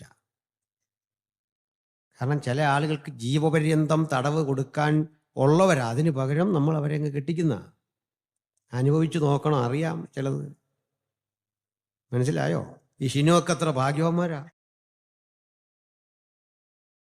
മനസ്സിലായില്ലേ? അത് ഷിനുവിനറിയാം, പണ്ടേ വെളിപ്പാടുള്ള പയ്യനായിരിക്കുന്നേ. മനസ്സിലായില്ലേ? ഇതാ ഞാൻ പറഞ്ഞു ദൂത് വരുമെന്ന്. ബിജുവിനൊന്നും അറിയില്ലത്. അതുകൊണ്ട് പറ്റിയ ജോൺലി കുറച്ചാളൊക്കെ പിടിച്ചു തിന്നു. പോട്ടെ, ഞാൻ പറഞ്ഞു വന്നേ, ഇനിയും മക്കള് കുസൃതി കാണിക്കല്ലേ. ഇതാ ശിക്ഷ. അതിനാങ്കിൽ ഈ വെള്ള ഉടുപ്പൊക്കെ ഇട്ട് വന്നേ കല്യാണം നടത്താൻ. എനിക്കറിയാം നീ ഇങ്ങനെ വരുമെന്ന്. ഇന്ന് രാത്രി മകളെ, നിന്റെ വിചാരമല്ല എൻ്റെ വിചാരം. നിന്നോട് സംസാരിക്കുന്നവൻ ഞാനെന്നറിഞ്ഞുകൊള്ളൂ മകളെ. മകൾക്ക് മനസ്സിലായോ? സാറാമേ എന്നല്ല പേര്. അത് മതി ഇനി നിനക്ക്. കിടക്കട്ടെ, ശ്രദ്ധിച്ചിരി. അപ്പോൾ നമുക്ക് വിഷയത്തിലേക്ക് വരാം. നമ്മളുടെ അന്തരംഗം സാഹസം കൊണ്ട് നിറഞ്ഞു ഇവരുടെ. അപ്പൊ ഇവറ്റകൾ ഈ ദൈവമുഖത്തേക്ക് ഇങ്ങനെ നോക്കുക, സാന്നിധ്യത്തിലേക്ക്. മറ്റൊരന്തരം പാടുക, പിതാവിനെ നോക്കി പരിശുദ്ധൻ, പുത്രനെ നോക്കി പരിശുദ്ധൻ, പരിശുദ്ധാത്മാവിനെ നോക്കി പരിശുദ്ധൻ. ഹാ കദോഷ്, ഹാ കദോഷ്, ഹാ കദോഷ്. ഇതാ ഹീബ്രു വേർഡ് കൂദാശ. ഈ പദമൊക്കെ അങ്ങനെ വരുന്ന കദോഷ്, ഹാ കദോഷ് തയോസ്. അല്ലയോ പിതാവേ, അങ്ങേക്ക് മഹത്വം. ഇതിങ്ങനെ കരേറ്റി കരേറ്റി വരുമ്പോ നമ്മുടെ മറ്റേ പുള്ളികളുണ്ടല്ലോ, ആ പാടുന്ന കക്ഷികൾ ഇവന്മാര് നോക്കുമ്പോഴേ പിതാവും പുത്രനും പരിശുദ്ധാത്മാവും സ്നേഹത്തിൽ ഒന്നായിരിക്കുന്ന ഒരു കാഴ്ച കണ്ടു. കാരണം ദൈവം സ്നേഹമാണ്, സ്നേഹം നിത്യമാണ്. സ്നേഹം നിത്യമായിരിക്കണമെങ്കിൽ ദൈവം സ്നേഹിക്കണം. ആരെ? പിതാവ് പുത്രനെ സ്നേഹിച്ചു നിത്യസ്നേഹത്താ. പുത്രൻ പിതാവിനെ സ്നേഹിച്ചു, പരിശുദ്ധാത്മാവിനെ സ്നേഹിച്ചു. ആ സ്നേഹത്തിന്റെ പാരമ്യത്തിൽ അവർ തുല്യരായിരിക്കുന്നത് കണ്ടപ്പോൾ ഇവൻ ചിന്തിച്ചതാ നമ്മൾ ആരംഭത്തിൽ വായിച്ചത്. അങ്ങനെയാണെങ്കിൽ ഞാൻ പിതാവ് പുത്രൻ പരിശുദ്ധാത്മാവ് അധിവസിക്കുന്ന സ്വർഗത്തിൽ കയറും. അതിന്റെ താഴത്തെ ലെയറില ഇവന്മാര്. ഞാൻ എന്റെ സിംഹാസനം അത്യുന്നതന്റെ സിംഹാസനത്തിന്റെ മീതെ വെക്കും. ഞാൻ ദൈവത്തോട് സമനാകും എന്നവൻ ഹൃദയത്തിൽ പറഞ്ഞത്. എന്താ മനസ്സിലായി? ഹൃദയത്തിൽ പറഞ്ഞതും ഒപ്പിയെടുത്ത് കൃത്യമളവോളം പ്രസിദ്ധം ചെയ്യാൻ കഴിയുന്നവൻ ഒരുവനെയുള്ളൂ. അത് മഹാദൈവമാണ്.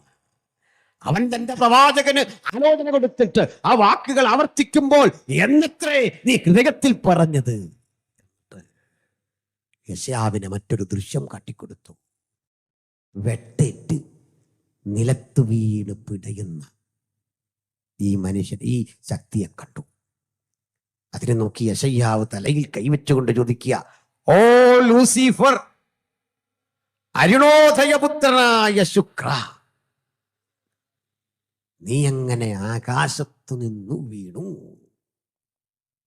നീ ജാതികളെ താഴ്ത്തിക്കളഞ്ഞവനെ, എങ്ങനെ വെട്ടേറ്റ് നീ എങ്ങനെ വെട്ടേറ്റ് നിലത്ത് വീണു? കാരണം ഇത്രയും വലിയ പുള്ളിക്ക് ഈ വെട്ടെങ്ങനെ കിട്ടിയെന്ന് യെശയ്യാവ് അമ്പരന്നു പോയി. പിന്നെയാണ് നമ്മുടെ സ്വോത്രയാഴ്ചയിലേക്ക് കിടക്കും മുമ്പ് നിങ്ങളുടെ മുമ്പിൽ ഒരു ചോദ്യം ഇട്ട് തന്നിട്ട് ഞാൻ അങ്ങോട്ട് പോവാം. ഈ വെട്ടി ഇട്ടത് ലൂസിഫറിനെയാണല്ലോ. വെട്ടേറ്റവൻ വീണു, അധമപാതാളത്തിൽ അവന് കിടക്ക വിരിച്ചു എന്നൊക്കെ താഴെ കിടക്കുക. ഞാനിനി ഒന്നും വായിപ്പിക്കുന്നില്ല എന്നുള്ള തീരുമാനത്തിലാണ്. വെട്ടിയവൻ താഴെ കിടക്കുക. യെശയ്യാവ് വീണ്ടും കരയും. വായിച്ചാൽ അതാ വിഷയം. ഞാനിത് എഴുതിപ്പോയല്ലോ എന്ന് ഓർത്തതുണ്ട്. പോട്ടെ. അപ്പോൾ വെട്ടേറ്റ് നിലത്തു വീണതെങ്ങനെ വിലപിക്കുകയാണ്. അപ്പൊ എൻ്റെ ചോദ്യം ഇത്രയുള്ളൂ. വെട്ടേറ്റവനെ നിലത്ത് വീഴ്ത്തിയെങ്കിൽ നമ്മളെല്ലാം കൂടി ഇപ്പടി ശാസിക്കുന്ന ആരെയാ? അവനെ വെട്ടിയല്ലോ. നമ്മൾ വിട്ടുപോകാൻ കൽപ്പിക്കുന്നു എന്നൊക്കെ പറഞ്ഞു സൗണ്ട് ഉണ്ടാക്കുമല്ലോ. അപ്പൊ പിശാച് തിരിച്ചൊരു ചോദ്യം, എന്നതേ വെട്ടിയിട്ടേക്കുക, പിന്നെയും പിന്നെ ഞാനിനി അങ്ങോട്ട് പോകണം. ശരിയല്ലേ? ആഹാ, ഇപ്പോഴാ മനസ്സിലായത്. ഇവനെ വെട്ടിയിട്ടേക്കുന്നു. അത് നിസാര പുള്ളിയല്ല, വെട്ടി താഴെ ഇട്ടു. വെട്ടി താഴെ ഇട്ടെങ്കിൽ നമ്മൾ ശാസിക്കുന്ന ആരെയാ? ഇന്നവനുണ്ടോ? വെട്ടുകൊണ്ടല്ലോ. ഇനി നമ്മളെ വിട്. നമ്മളെ കർത്താവിൻ്റെ അരികിൽ വന്ന് ഒരുത്തൻ പറയാ, നീ ഒന്ന് താഴോട്ട് ചാട്, കൈകളിൽ താങ്ങിക്കൊള്ളൂ എന്നല്ലേ പറഞ്ഞത്, ഒന്ന് ചാടൂ. ആ പുള്ളി ആരാ? വെട്ട് കിട്ടാത്ത ആളാണോ? ഇതാരാ കക്ഷി? ഒരു കാര്യം മനസ്സിലായി, സാത്താനെക്കുറിച്ച് നമ്മളിൽ പലരും ധരിച്ചു വെക്കുന്നത് വചനത്തോട് അത്ര പൊരുത്തപ്പെടുന്നില്ല. അപ്പം നാളെ മുതൽ നമ്മൾ ശാസിക്കണ്ടെന്നാണോ? നമ്മൾ ശാസിക്കണമെന്നല്ല, ഇന്നെങ്ങനെ വത്സിച്ചോ അതുപോലെ വത്സിക്കണം. ഒരു കുഴപ്പമില്ല. സന്തോഷമുണ്ടോ? പിന്നെ ഇതേ ഉള്ളൂ, ഈ വെപ്പുവല്ല് വെച്ചവർ സൂക്ഷിച്ച് വത്സിക്കണം. ഞാൻ ഉത്തരവാദിയല്ലേ, ഉപദേശി പറഞ്ഞെന്നോർത്ത് നമ്മുടെ ആരോഗ്യം നോക്കിയേ ചെയ്യാവുള്ളൂ. ഏതായാലും ഒറ്റ ചോദ്യം ഇവിടെ വരുന്നു. വെട്ടേറ്റവൻ നിലത്ത് വീണെങ്കിൽ പിന്നെ നമ്മൾ ശാസിക്കുന്നത് ആരെ? പിന്നിന്നൂടാടി സഞ്ചരിക്കുന്നവൻ ആര്? യോബിന്റെ പുസ്തകത്തിൽ കണ്ടവൻ ആര്? യേശുവിന്റെ അരികിൽ മരുഭൂമിയിൽ വന്ന് കല്ലിനോട് അപ്പമാകാൻ പറഞ്ഞവൻ ആര്? ദുരാത്മാക്കളായി അനവധി സഹോദരീ സഹോദരന്മാരുടെ ശരീരത്തിൽ ആവസിക്കുകയും കൃപയോടെ ദൈവവൃത്തന്മാർ ദുരീകരിക്കുകയും ചെയ്യുന്ന ആ ശക്തി ആര്? അറിയണ്ടേ? എങ്ങനെയാണ് വെട്ടേറ്റ് നിലത്ത് വീണ അധമ പാതാളം പുൽകിയ പിശാചുക്കളുടെ ശല്യം ഇന്നുണ്ടാകുന്നത്? അതിനുമ്പ് പിശാചിൽ വിശ്വാസമില്ലാത്ത ആൾക്കാരുണ്ട് എന്നൊക്കെ പറഞ്ഞു കേട്ടിട്ടുണ്ട്. അതൊക്കെ ചുമ്മാ മനുഷ്യൻ പറയുന്നതാണ്. ഈ ഡിജിറ്റൽ യുഗത്തിലും പിശാച് എന്നൊക്കെ പറയാൻ നിങ്ങൾക്ക് ലജ്ജയില്ലേ എന്ന് ചോദിക്കുന്നവരുണ്ട്. അങ്ങനെയുള്ളൊരു 10-20 പേരെ നമ്മൾ ഒരുമിച്ച് കൂട്ടിയിട്ട് നീ ഇവിടെ ഒരാളുണ്ടെന്ന് വിചാരിച്ചു, അങ്ങനെ ഒരു വിശ്വാസമൊന്നും എനിക്കില്ല.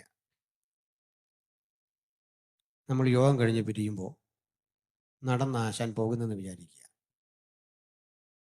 കുറേ ദൂരം കഴിഞ്ഞ ആൾ തനിച്ചായി. ഈ യാത്ര ഒരു 3 തവണയെങ്കിലും ആൾ തിരിഞ്ഞു നോക്കും. മനസ്സിലായിട്ടുണ്ടോ? അങ്ങനെ ഒരാൾ ഒരു ദിവസം ഇങ്ങനെ പോകുമ്പോഴേക്കും എതിരെ ഉണ്ടൊരു മനുഷ്യൻ വരുന്നു. അപ്പോൾ ഈ ശ്മശാനത്തിൻ്റെ അടുത്ത് വന്നപ്പോൾ ഈ മനുഷ്യൻ ചോദിച്ചു, എവിടേക്കാ? പുള്ളി വഴിയൊക്കെ പറഞ്ഞു. ഒരുമിച്ച് പോവാണ്. പുള്ളി പറഞ്ഞു, എൻ്റെ പൊന്നു ചേട്ടാ, ഇതൊക്കെ മനുഷ്യർ ചുമ്മാ പറയുന്നത്, ഈ മരിച്ചു കഴിഞ്ഞ് ഏതാണ്ട് വിഷയമുണ്ടെന്നും പിശാചുക്കളുണ്ടെന്നും ഒക്കെ ചുമ്മാ പറയുന്നത്. ചേട്ടൻ്റെ അഭിപ്രായം എന്താ? പുള്ളി പറഞ്ഞു, ഞാൻ മരിച്ചിട്ട് ഒരു 10-15 കൊല്ലമായി, എനിക്കിപ്പോൾ ഇത്തരം കാര്യങ്ങളൊന്നും അറിയത്തില്ല, ഇത്തരം വിഷയങ്ങളെ ഇപ്പം എനിക്ക് പിടികിട്ടുന്നില്ല, എന്തൊക്കെയാ സംഭാഷണം, ഒരു കഥയാ, നടന്നതല്ല. മരിച്ചവൻ പിശാചായി വരുമെന്ന് ബൈബിളിൽ ഒരു പഠിപ്പിക്കലുമില്ല. സമയ പരിധി കൊണ്ട് പിന്നെ എന്തുകൊണ്ട് അങ്ങനെ സംഭവിക്കുന്നു എന്നൊക്കെ പറയേണ്ടത് ഞാൻ ഒഴിവാക്കുന്നു. കാരണം നമ്മുടെ വിഷയം അതുമല്ല. ആദ്യം ഈ വിഷയമൊന്ന് ഗ്രഹിക്കാൻ നമുക്ക് എന്താണ് ഈ പിശാച് എന്നൊന്ന് മനസ്സിലാക്കണം. ആദ്യം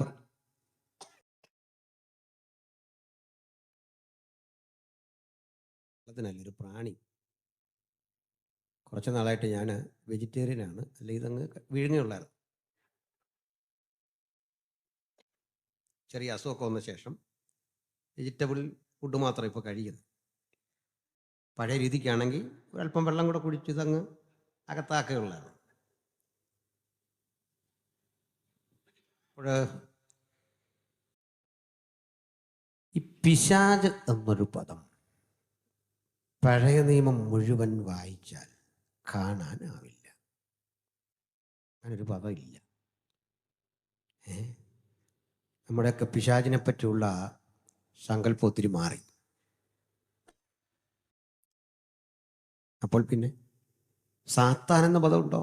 ഉണ്ട്. പക്ഷെ ഉൽപ്പത്തിയിലെങ്ങും സാത്താൻ എന്നില്ല, പുറപ്പാടിലുമില്ല, ലേവ്യ പുസ്തകത്തിലുമില്ല. ഉൽപ്പത്തിയിലില്ല, പുറപ്പാടിലില്ല, ലേവ്യ പുസ്തകത്തിലില്ല. സാത്താൻ, പിശാച്, ഈ പദങ്ങളില്ല. പിശാച് എന്ന പദം ബൈബിളിൽ ആദ്യം കാണുന്നത് മത്തായിയുടെ സുവിശേഷം 4:1. അതിന് മുമ്പില്ല. പഴയ നിയമത്തിൽ സാത്താൻ എന്നു ആദ്യം കാണുന്ന റെഫറൻസ് ഞാൻ നിങ്ങളോട് പറയാം. പക്ഷെ ഇപ്പം നിങ്ങൾ വായിച്ചാൽ അതിൽ കാണത്തില്ല. സംഖ്യാപുസ്തകം 22-ാം അധ്യായത്തിന്റെ 22-ാം വാക്യത്തിലാണ് സാത്താൻ എന്ന് ഹീബ്രു ബൈബിളിൽ കിടക്കുന്നത്. മലയാളത്തിലില്ല. പകരം പ്രതിയോഗി എന്നൊരു പദമാണ്. അവിടെയും പ്രശ്നം. ഈ പ്രതിയോഗി എന്ന് വിളിക്കുന്ന പദത്തിന് തത്തുല്യമായി ഹീബ്രുവിൽ സാത്താൻ എന്ന് പറയുന്നത് സത്യത്തിൽ അവിടെ ഒരു നല്ല ദൂതനെ പറ്റിയ, ആരാന്നും പറയാം. യഹോവയുടെ ദൂതൻ ബിലയാമിന്റെ മുമ്പിൽ പ്രതിയോഗിയായി നിന്നു. ഹീബ്രുവിൽ കിടക്കുന്നു സാത്താനായി നിന്നു. അങ്ങനെ ദൂതൻ സാത്താനാകുന്നത് പറയാം. സാത്താൻ എന്നൊരാളുടെ പേരല്ല. സാത്താൻ എന്ന പദം മലയാളം അല്ല കേട്ടോ, ഹീബ്രുവാ, എബ്രായ. മലയാളത്തിലും അങ്ങനെ തന്നെ പറയുന്നതേ ഉള്ളൂ. സാത്താൻ എന്നത് ഒരാളുടെ പേരല്ല. ആ പദത്തിന് ഇത്രയും അർത്ഥമുള്ളൂ. തടസ്സം നിൽക്കുന്നവൻ, എതിരേ നിൽക്കുന്നവൻ. ഇതാദ്യം നല്ല അർത്ഥത്തിൽ ഭാഷയിൽ പ്രയോഗിച്ചൊരു പദമാണ്. കുറേ കഴിഞ്ഞപ്പോൾ ഇതൊരുത്തൻ്റെ സ്ഥിരം പണിയായപ്പോൾ അവൻ ഈ പേരങ്ങ് പതിച്ചു കൊടുത്തു, സാത്താൻ. നന്മയ്ക്ക് തടസ്സം നിൽക്കുന്നവൻ ആയി അവൻ. പഴയ നിയമം മുഴുവൻ പരതിയാൽ സാത്താൻ എന്നൊരു ശക്തിയെ ആരും കാണുകയോ മനസ്സിലാക്കുകയോ ചെയ്തിട്ടില്ല. കൊച്ചവന് ക്യാമറ തള്ളിയിടാനുള്ള എല്ലാ സാധ്യതയുണ്ട്. അപ്പോൾ അല്ല, കുഞ്ഞുങ്ങൾ കളിച്ചോട്ടെ, ഞാൻ ആരെയും വഴക്ക് പറയുന്നൊരു ടൈപ്പല്ല. നമുക്ക് മനസ്സിലായല്ലോ. ആ കുഞ്ഞവിടെ ശാന്തമായി കളിക്കുക. പക്ഷെ ക്യാമറ ഉള്ളതുകൊണ്ടാണ് പ്രശ്നം. ഇപ്പം എല്ലാം ക്യാമറ ഉള്ളതാ പ്രശ്നം. അപ്പോൾ ഈ സാത്താൻ എന്ന ശക്തിയെ പഴയ നിയമത്തിലെങ്ങും ആരും ശാസിച്ചു വിട്ടിട്ടുമില്ല, ആരും വിട്ടിട്ടില്ല. അതിൻ്റെ ഒരു അപവാദം, ശൗലിന്റെ മേൽ ദുരാത്മാവ് വന്നു. ദാവീദ് പാട്ട് പാടിയപ്പോൾ അതങ്ങ് പാടി. പാട്ട് നിർത്തിയപ്പോൾ വീണ്ടും വരും, അല്ലെങ്കിൽ കുറേ കഴിഞ്ഞ് വീണ്ടും വരും. ഭൂതങ്ങളെ പുറത്താക്കിയ ഒരു വർത്തമാനവും പഴയ നിയമത്തിലില്ല. ഭൂതങ്ങളില്ലാഞ്ഞിട്ടല്ല, പക്ഷെ പുതിയ നിയമത്തിലുണ്ട്. ഭൂതങ്ങൾ പുറത്തായി. നിയോഗം കൊടുത്തയച്ച ശിഷ്യഗണങ്ങൾ പിശാചുക്കളെ ശാസിച്ച് ഭൂതങ്ങളെ പുറത്താക്കി തിരികെ വരുമ്പോൾ ഒരു റിപ്പോർട്ട് പറയാ, ഗുരു, ഭൂതങ്ങൾ ഞങ്ങൾക്ക് കീഴടങ്ങുന്നു. കർത്താവ് പറഞ്ഞത് ഗൗരവത്തിലെടുക്കാനൊന്നുമില്ല. നീ കിടന്ന് സന്തോഷിക്കണ്ട. സന്തോഷിക്കാനുള്ളത് ഭൂതങ്ങൾ കീഴടങ്ങുന്നതിലല്ല, സ്വർഗത്തിൽ പേരെഴുതി കാണുന്നതിൽ സന്തോഷിക്കണം. സ്തോത്രം. നമ്മളീ പലരും ഭൂതം കീഴടങ്ങുന്നില്ല, ഇപ്പോഴും സന്തോഷിക്കുന്നത്. എന്നോടൊരാൾ പറഞ്ഞു, പണ്ടൊക്കെ ആണെങ്കിൽ യോഗങ്ങളിൽ ഭൂതങ്ങൾ അലറി ഓടുമായിരുന്നു, ഒത്തിരി ശുശ്രൂഷ നടക്കുമായിരുന്നു. ഈയിടയ്ക്ക് ഒരു ഭൂതം വിട്ടുപോകുന്നത് കണ്ടു, ബാക്കിക്കൊന്നൊരു മാറ്റമില്ലെന്ന്. ഞാൻ പറഞ്ഞു, ഇപ്പോൾ ഉള്ളത് വെച്ച് അഡ്ജസ്റ്റ് ചെയ്യുക. മനസ്സിലായില്ലേ? ഉള്ളത് വെച്ച് നമുക്ക് അഡ്ജസ്റ്റ് ചെയ്യാം. അല്ലാതെ ഇപ്പോൾ എന്തോ ചെയ്യുന്നു, ഭൂതം ഇല്ലാതെ എന്തോ ചെയ്യുന്നു. അപ്പോൾ കർത്താവ് പറഞ്ഞ ഭാഗമോ കറക്റ്റ്. എന്തെന്നാ, ഭൂതങ്ങൾ നിങ്ങൾക്ക് കീഴടങ്ങുന്നതിലല്ല, വീണ്ടും ജനനം പ്രാപിച്ചപ്പോൾ പേരവിടെ റെക്കോർഡ് ചെയ്തു. അതോർത്ത് സന്തോഷിക്കണമെന്ന്. പിന്നെ ഒരു മർമ്മമുണ്ട് മക്കളെ, കർത്താവ് പറഞ്ഞു കൊടുക്കുക, അല്ലെങ്കിൽ വ്യക്തമാക്കുക. എന്താ പഴയ നിയമ ഭക്തനെ, ദാവീദിന്, അബ്രഹാമിന്, ഇസഹാക്കിന്, യാക്കോബിന് ഒന്നും കീഴടങ്ങാത്ത പിശാചുക്കൾ നിന്റെ ദുർബല ശബ്ദത്തിന്റെ മുമ്പിൽ കീഴടങ്ങാൻ കാരണമെന്നറിയാമോ? അറിയാം, ഞാനിവിടെ ഉണ്ടെന്ന്. അവയ്ക്ക് നിൽക്കാനാവില്ലെന്ന് അവ പഠിച്ചു. ഇനിയും വ്യക്തമായില്ലല്ലേ? പറയാം. പിശാചിന്റെ പ്രവൃത്തികളെ അഴിപ്പാൻ മനുഷ്യപുത്രൻ പ്രത്യക്ഷനായി. അതുകൊണ്ടാണ് നമുക്കിന്ന് ഭൂതത്തെ വിടാൻ പറ്റുന്നത്. മനുഷ്യപുത്രൻ വന്നു പിശാചിനെ ശാസിക്കാൻ. അതാ കാര്യം. വ്യക്തത വന്നോ? എന്നിട്ടും പിശാചെന്തെന്ന് കാര്യമായിട്ട് നമുക്കറിയില്ല, ഒരു പിടിയില്ല. ഇതാരാ? നമ്മൾ ഓരോ രൂപവും ഭാവമൊക്കെ പറയും. നമ്മളൊരു മാലാകയെ വരയ്ക്കാൻ പറഞ്ഞാൽ എല്ലാവർക്കും പറ്റില്ല. പക്ഷെ പിശാചിനെ വരയ്ക്കാൻ പറഞ്ഞ് പേപ്പർ തന്നാൽ നമ്മളൊരു വര വരച്ചാൽ അത് കറക്റ്റാണ്. അതിന് ചിത്രകാരനാകണമെന്നൊന്നുമില്ല. ആർക്ക് നോക്കിയാലും പിശാചിനെ വരയ്ക്കാം. അങ്ങനെയാണ്. അത് അവൻ്റെ രൂപം. അവന് ഇച്ചിരി വിവരമുണ്ട്. അതുകൊണ്ടാണ് ആ സ്ത്രീയുടെ അടുത്ത് വന്ന് പറഞ്ഞെന്താ, ഈ ഫലം തിന്നുന്ന നാളിൽ ആരെ പോലെ ആകും? ദൈവത്തെ പോലെ.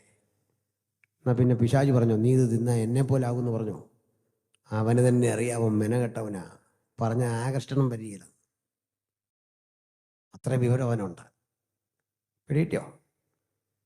ഇന്ന് തലമുടി വെട്ടുന്ന പയ്യൻ, അവിടെ ഇരിക്കുന്ന തമിഴൻ ചെല്ലുന്ന പിള്ളേരോടെല്ലാം പറയുന്നത്, നിന്നെ ഞാൻ മുടി വെട്ടി ഒരു ഹിന്ദി നടനെ പോലെ ആക്കാവുന്ന. പാവൻ ചെറുക്കനോടെ പോയി നിൽക്കുക, ഇവനെ നെബൂഖദ്നേസറിനെ പോലെ ആക്കി വിടുക.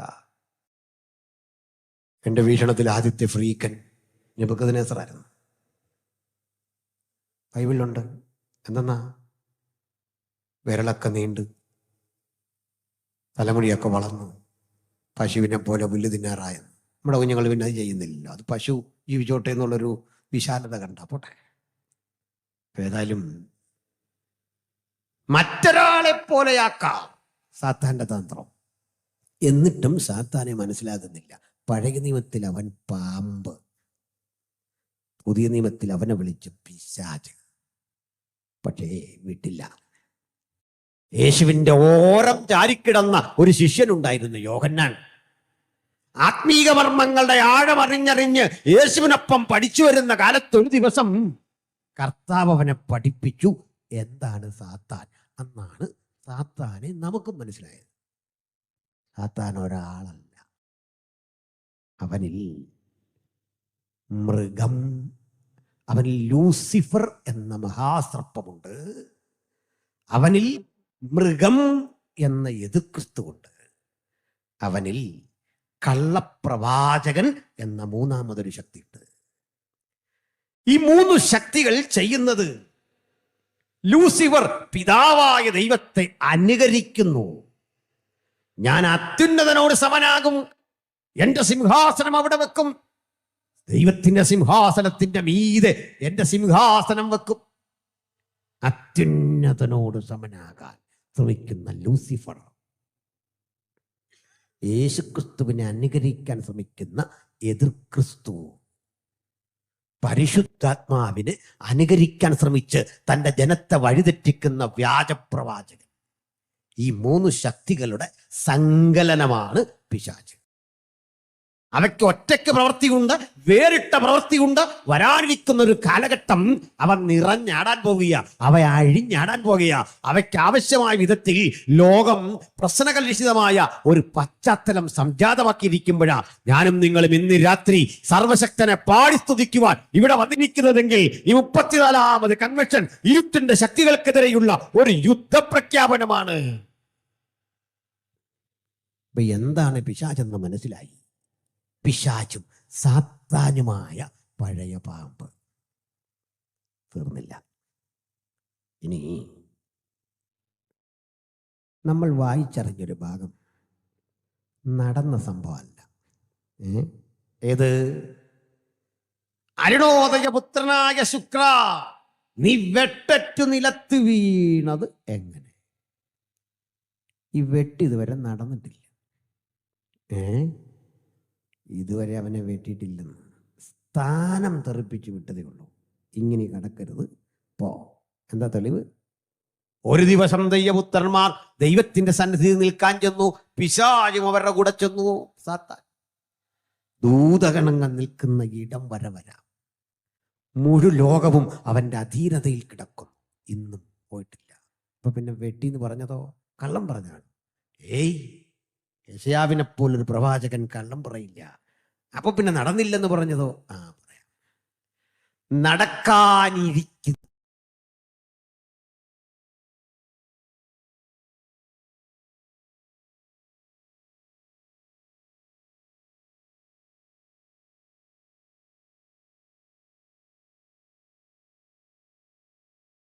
ആർക്കെങ്കിലും എന്നോട് കരുണയുണ്ടെങ്കിൽ യെശയ്യാ 14:10 മര്യാദയ്ക്കൊന്ന് വായിക്കാൻ റെഡിയാക്കി വെച്ചോണം. സമയം തന്നിരിക്കുക, മുഴുവൻ വായിച്ച് റെഡി. അവരൊക്കെയും നിന്നോടും നിൽക്ക്.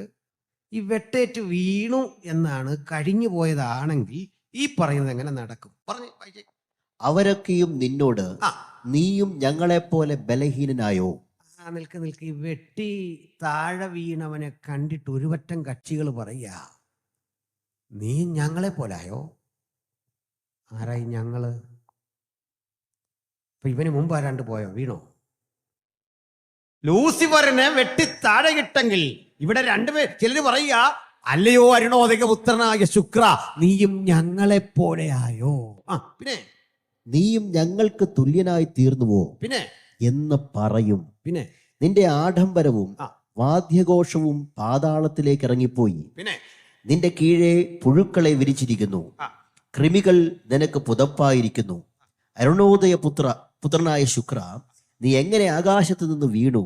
ജാതികളെ താഴ്ത്തിക്കളഞ്ഞവനെ, നീ എങ്ങനെ വെട്ടേറ്റ് നിലത്ത് വീണു? ഞാൻ സ്വർഗത്തിൽ കയറും, എന്റെ സിംഹാസനം ദൈവത്തിന്റെ നക്ഷത്രങ്ങൾക്ക് മീതെ വെക്കും. ഉത്തരദിക്കിന്റെ അതിർത്തിയിൽ സമാഗമ പർവ്വതത്തിന്മേൽ ഞാൻ ഇരുന്നരുളും. പിന്നെ ഞാൻ മേഘോന്നതങ്ങൾക്ക് മീതെ കയറും. ഞാൻ അത്യുന്നതനോട് സമനാകും എന്നല്ലോ നീ ഹൃദയത്തിൽ പറഞ്ഞത്. എന്നാൽ നീ പാതാളത്തിലേക്ക്, നാശകൂപത്തിന്റെ അടിയിലേക്ക് തന്നെ വീഴും. നീ പാതാളത്തിലേക്ക്, നാശകൂപത്തിന്റെ അടിയിലേക്ക് വീഴും. സംഭവിച്ചില്ല, വീഴും. ഫ്യൂച്ചർ ടെൻസ് വായിച്ചേ. നിന്നെ കാണുന്നവർ നിന്നെ ഉറ്റുനോക്കി ഭൂമിയെ നടുക്കുകയും രാജ്യങ്ങളെ കുലുക്കുകയും പിന്നെ ഭൂതലത്തെ മരുഭൂമി പോലെ ആക്കുകയും അതിലെ പട്ടണങ്ങളെ ഇടിച്ചു കളയുകയും തന്റെ ബദ്ധന്മാരെ വീട്ടിലേക്ക് അഴിച്ചുവിടാതിരിക്കുകയും ചെയ്തവൻ ഇവനല്ലയോ എന്ന് നിരൂപിക്കും. അങ്ങനെയാണെങ്കിൽ വെട്ടിയിട്ടെങ്കിൽ ഇവൻ ഇടിച്ചു കളഞ്ഞ പട്ടണം ഏതാ? ഇവിടെ പറയുന്ന ഈ രാജാക്കന്മാരാരാ? ഏത് രാജാവുമായിട്ടാ ഇവൻ പ്രശ്നം ഉണ്ടാക്കിയത്? ആർക്ക് തുല്യനായി ഇവൻ തീരുമെന്നാ പറഞ്ഞ? നീ ഞങ്ങൾക്ക് തുല്യനായോ? അങ്ങനെയെങ്കിൽ വെട്ടേറ്റു വീണതിന് മുമ്പ് ആരാണ്ട് വീണോ? ചിന്താക്കുഴപ്പം കൂടി ഉത്തരം പറയാം. ഇത് നടന്ന പ്രവചനമല്ല, നടക്കാനിരിക്കുന്ന പ്രവചനമാണ്. എന്താ തെളിവ്? അങ്ങനെയെങ്കിൽ നീ എങ്ങനെ നിലത്തു വീണു ആകാശത്ത് നിന്ന്? അത് പാസ്റ്റൻസ് അല്ലേ? തീർച്ചയായും പാസ്റ്റൻസിൽ നടക്കാത്ത ചില കാര്യങ്ങൾ നടന്നതായി പറയുന്ന രീതി ബൈബിളിലുണ്ട്. തെളിവ് വേണോ? നമുക്ക് ഒരു ശിശു ജനിച്ചിരിക്കുന്നു, നമുക്ക് ഒരു മകൻ നൽകപ്പെട്ടിരിക്കുന്നു. അന്ന് ശിശു ജനിച്ചില്ല, 700 കൊല്ലം കഴിഞ്ഞു. പിന്നെന്തിനാ പാസ്റ്റൻസിൽ പറഞ്ഞെന്നറിയണ്ടേ? ഈ പ്രവചന വിഷയത്തിന്റെ ഒരു ഉറപ്പ് സ്ഥിരീകരിക്കാൻ പാസ്റ്റൻസിൽ പറയുകയാണ്, നീ വെട്ടേറ്റ് നിലത്ത് വീണത് എങ്ങനെ? അതിൻ്റെ അർത്ഥം വെട്ടുകയെന്നല്ല. പറയാം, ഒരു വെട്ട് ഒരു ദിവസം ഇവനിട്ട് കിട്ടും. പറയാൻ പോവാ. ഞാനും നിങ്ങൾ അധിവസിക്കുന്ന ആത്മമണ്ഡലത്തിൽ അവനുണ്ട്. ഞാനും നിങ്ങളും പ്രവർത്തിക്കുന്ന സകല ഇടത്തും ഇരുട്ടിന്റെ ശക്തികൾ വ്യാപരിക്കുന്നുണ്ട്. രാഷ്ട്രീയ മണ്ഡലത്തിൽ അവ വ്യാപരിക്കുന്നുണ്ട്. അത് ആത്മീക നേതാക്കളിൽ വ്യാപരിക്കുന്നുണ്ട്. എന്താണ് ഛത്തീസ്ഗഡിലുമൊക്കെ ഇപ്പോൾ സംഭവിക്കുന്നത്? പ്രാർത്ഥിക്കുന്നത് ഈ മക്കളുടെ പ്രാർത്ഥനാലയങ്ങൾക്കുള്ളിൽ കടന്ന് അവരെ നിഷ്കരണം അടിച്ചു തകർത്ത് വിവസ്ത്രരാക്കി ആക്ഷേപിക്കുന്ന, സുവിശേഷത്തിന് വിപരീതമായ നിയമങ്ങൾ കൊണ്ട് ലോകത്തെ കലുഷിതമാക്കുന്ന ഒട്ടേറെ സംഭവങ്ങൾ കാണുമ്പോൾ എതിർക്രിസ്തുക്കൾ ലോകത്തിലേക്ക് പുറപ്പെട്ടിരിക്കുന്നു എന്ന യാഥാർത്ഥ്യം ദൈവമക്കൾ മനസ്സിലാക്കിയിരിക്കണം. ഹല്ലേലൂയ. ഈ ആത്മീയ മണ്ഡലത്തിലെ കാര്യമൊന്നും ഞാൻ പറയുന്നില്ല. ചില കൺവെൻഷനൊക്കെ കണ്ടില്ലേ, 100 കൊല്ലം തികയുന്നതിൻ്റെ അന്ന് നല്ല പെരുക്കനാടി.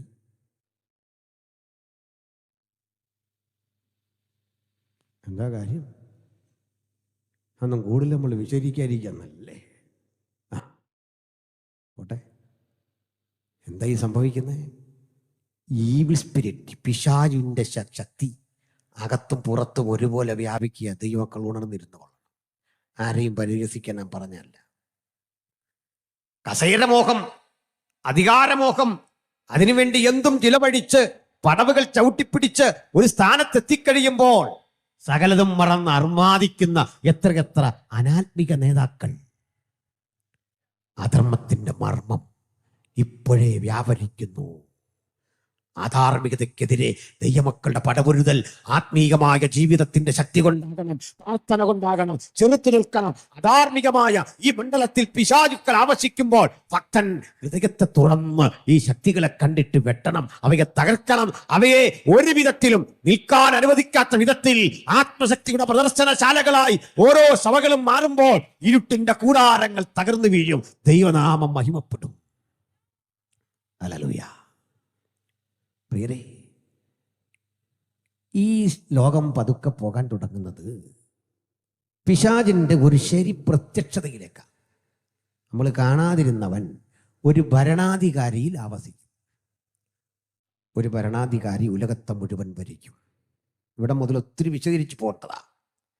ഒരു ഭരണാധികാരിക്ക് കീഴിൽ ഈ പ്രപഞ്ചം അമരും. അവനൊരു സാംഖിക ക്രമത്തിലൂടെ, ഒരു നമ്പറിലൂടെ 666 എന്ന മാന്ത്രിക സംഖ്യയിലൂടെ ഉൽപ്പന്നങ്ങൾ കൊടുക്കുകയും വാങ്ങുകയും ചെയ്യുന്ന വ്യവഹാര കർമ്മങ്ങൾ ആരംഭിക്കും.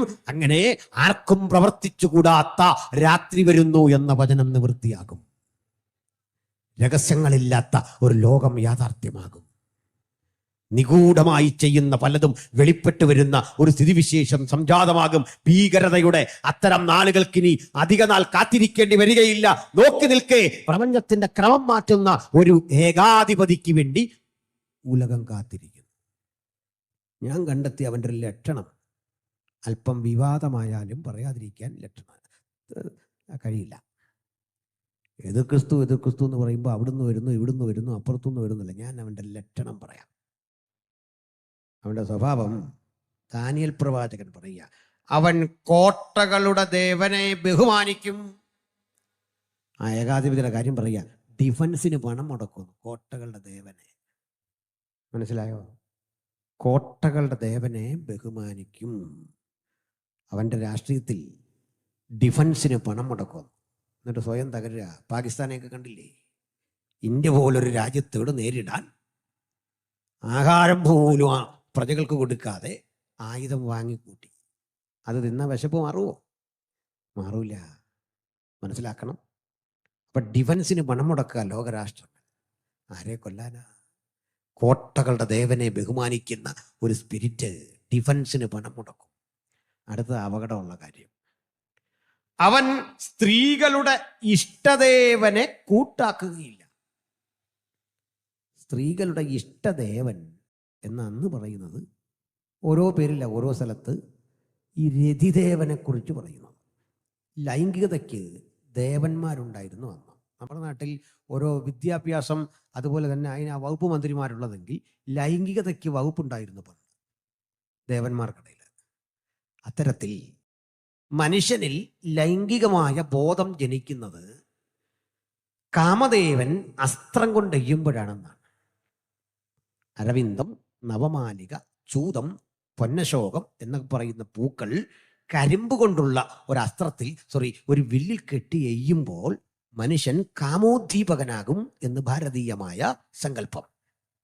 ഇതേ കാര്യം റോമക്കാർ വിശ്വസിച്ചു. അപ്പോളോ എന്നറിയപ്പെടുന്ന ഒരു ദേവനുണ്ട്. നമുക്കറിയാം, ഒരു ടയർ ഉണ്ടെന്നല്ലേ. അങ്ങനെ വിളിക്കാൻ തന്നെ കാരണം അവൻ്റെ ആരോഗ്യം, ശക്തി അതിനാണ്. അപ്പോളോ എന്ന ദേവൻ. ഇനി സ്ത്രീപക്ഷത്തും ഇങ്ങനെ ദേവതമാരുണ്ടായിരുന്നു. അഫ്രോഡിറ്റസ്, വേണ്ട, നമ്മുടെ എഫസോസിലെ അർത്തമിസ്, ദ ഗോഡ് ഓഫ് സെക്സ്. ഇതിൻ്റെ ഇത്രയും പറഞ്ഞതേ, ഞാനത് വൾഗറായി വിശദീകരിക്കാനൊന്നുമല്ല, എൻ്റെ ശീലവും അതല്ല. ഞാൻ ഒന്ന് പറഞ്ഞു നിർത്താം, ശ്രദ്ധിച്ചോ. ദൈവം അനുവദിച്ച സ്വാഭാവിക ലൈംഗികത ഒരനുഗ്രഹമായി ചിന്തിക്കുന്നവരാണ് വേദപുസ്തകത്തിൻ്റെ വക്താക്കൾ. ദാമ്പത്യ ജീവിതത്തിനകത്ത്, അതിന് പുറത്ത് തെറ്റുമായി പറയുന്നത് നമ്മളാണ്. അതിനകത്തെ സ്വാഭാവിക ബന്ധം അതാണ് യഥാർത്ഥത്തിൽ ദൈവം നിശ്ചയിച്ചതെങ്കിൽ സ്ത്രീകളുടെ ഇഷ്ടദേവനെ, നാച്ചുറൽ സെക്സിനെ അംഗീകരിക്കാത്ത ഒരുത്തൻ എഴുന്നേക്കുമെന്ന് എന്ന് വെച്ചാൽ ഇനി വരുന്ന എതിർ ക്രിസ്തു എന്ന് പറഞ്ഞവൻ ഹോമോസെക്സ്വൽ ആകും. പിടിയോ? ആള് ലെസ്ബിയൻ, ആള് ഗേ, ഇതൊക്കെ ആകുന്നു. നിങ്ങൾ സംശയിക്കണ്ട. താമസം വിന ഇത്തരം കക്ഷികൾ നമ്മുടെ ചർച്ചിൽ അംഗത്വമെടുത്തു വരും. കോർട്ടിൽ പോയി ഫൈറ്റ് ചെയ്ത് അവരുടെ കല്യാണം നടത്തി കൊടുക്കാൻ കോടതിയിൽ നിന്ന് അനുമതി പത്രം കൊണ്ട് ഞങ്ങളുടെ അടുത്ത് വരും. മനസ്സിലായോ? നിങ്ങളുടെ കൺമുമ്പിൽ അത് കണ്ടിട്ടേ നമ്മളൊക്കെ പോകൂ. ഫൈറ്റ് ചെയ്ത് മേടിക്കും. ഞങ്ങൾക്ക് പള്ളിയിൽ കിടക്കണം, ഞങ്ങളുടെ കല്യാണം നടത്തണം എന്ന് പറഞ്ഞ് പുരുഷൻ പുരുഷനെയും സ്ത്രീ സ്ത്രീയെയും വിവാഹം നടത്തുന്ന അവസ്ഥയിലേക്ക് ചർച്ചകൾ മാറ്റപ്പെടും എന്ന് കുറിച്ചിട്ടു. ഞാൻ 10 കൊല്ലം മുമ്പൊക്കെ പ്രസംഗിച്ചത് യൂട്യൂബിൽ കിടപ്പുണ്ട്. ഒരു കുഴപ്പമില്ലാതെ നിറവേറിയിട്ടുണ്ട്. ഇവിടെ കൺമുമ്പിൽ കാണാം. മ്ലേച്ഛത എങ്ങനെ വിശുദ്ധ സ്ഥലത്തേക്ക് പ്രവേശിക്കുന്നു എന്ന് മനസ്സിലായോ? എങ്ങനെ വരുമെന്നായിരിക്കും അല്ലേ? പറയാം. ഇത്തരം ആളുകൾക്ക് ഈ ഒരു കാര്യം ഒഴിച്ചാൽ 100,000 ഗുണങ്ങളാണ്. ഇപ്പൊ തൊട്ടപ്പുറത്ത് ഒരു ലെസ്ബിയൻ താമസിക്കുക. നമ്മൾ പറയുക അവരായി അവരെ പാടായി, നമുക്കെന്താ കാര്യം? അങ്ങനെയാ കാണേണ്ടത്. അങ്ങനെ തന്നെയാണ്. അവരുടെ സ്വാതന്ത്ര്യത്തിന് നമ്മൾ എതിരല്ല. അവരെ ഉപദ്രവിക്കാനും കല്ലെറിയാനും സദാചാര പോലീസ് കളിക്കാനൊന്നും നമുക്ക് അധികാരമില്ല. അവരുടെ സ്വാതന്ത്ര്യം. കുറേ കഴിഞ്ഞ് അവർ ഈ കൺവെൻഷന് വരും. അവർ നമ്മുടെ സംഘാടകരോട് ചോദിക്കും, ഞങ്ങളൊന്ന് വന്നോട്ടെ, നിങ്ങളുടെ ചർച്ചിൽ അടുത്ത ആഴ്ച ഞങ്ങളൊന്ന് വന്നോട്ടെ. ആരാ? പുരുഷനും പുരുഷനും കല്യാണം കഴിച്ച് 2 പേരെ, സ്ത്രീയും സ്ത്രീയും കല്യാണം കഴിച്ച് 2 പേരെ. സഭയിൽ ചിലർ പറയും അത് വേണ്ട. ചിലർ പറയും അവർ വരട്ടെ, ഇങ്ങനെയൊക്കെയല്ലേ അവർ ദൈവവചനം കേൾക്കുന്ന. പാപബോധം വരുമ്പോൾ അവരത് തിരുത്തും. പറഞ്ഞ് ഏതിനാ മുൻതൂക്കം എന്നറിയണ്ടേ? രണ്ടാമത്തെ കക്ഷികൾക്ക്, ഉദാരമതികൾക്ക് അവർ വരും. അവരവിടെ വന്ന് അനങ്ങാതിരിക്കും, നല്ല സാമ്പത്തിക സഹായം ചെയ്യും. അങ്ങനെ ഇരിക്കുമ്പോൾ അവരിൽ ഒരാൾക്ക് പാടാനൊരവസരം. പാട്ട് കേട്ടപ്പോൾ പറഞ്ഞു, നമുക്ക് അടുത്ത ക്യാമ്പിന് കൊണ്ടുപോകണോ. മനസ്സിലായില്ലേ? എങ്ങനെയും മത്സരിച്ച് ജയിക്കണ്ടേ. ഈ അധർമ്മമൂർത്തിയും കൊണ്ടുപോകും ക്യാമ്പിന്. അവൻ ക്യാമ്പിൽ ചെന്ന് കുഞ്ഞുങ്ങളെയൊക്കെ അവൻ്റെ സന്ദേശം വ്യാപരിപ്പിക്കും. അധർമ്മത്തിൻ്റെ മർമ്മം ഇതിനകത്ത് വിളയാടും. ദൈവമക്കൾ ഇന്ന് രാത്രി ജാഗ്രതയോടെ കാത്തിരിക്കണം. തലമുറകളെ ദൈവകരങ്ങളിൽ ഏൽപ്പിച്ച് പ്രാർത്ഥിക്കണം.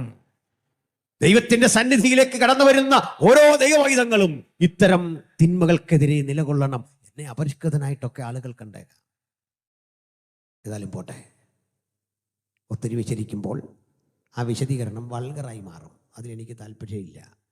അതുകൊണ്ട് ഞാൻ അവിടെ വിടുന്നു.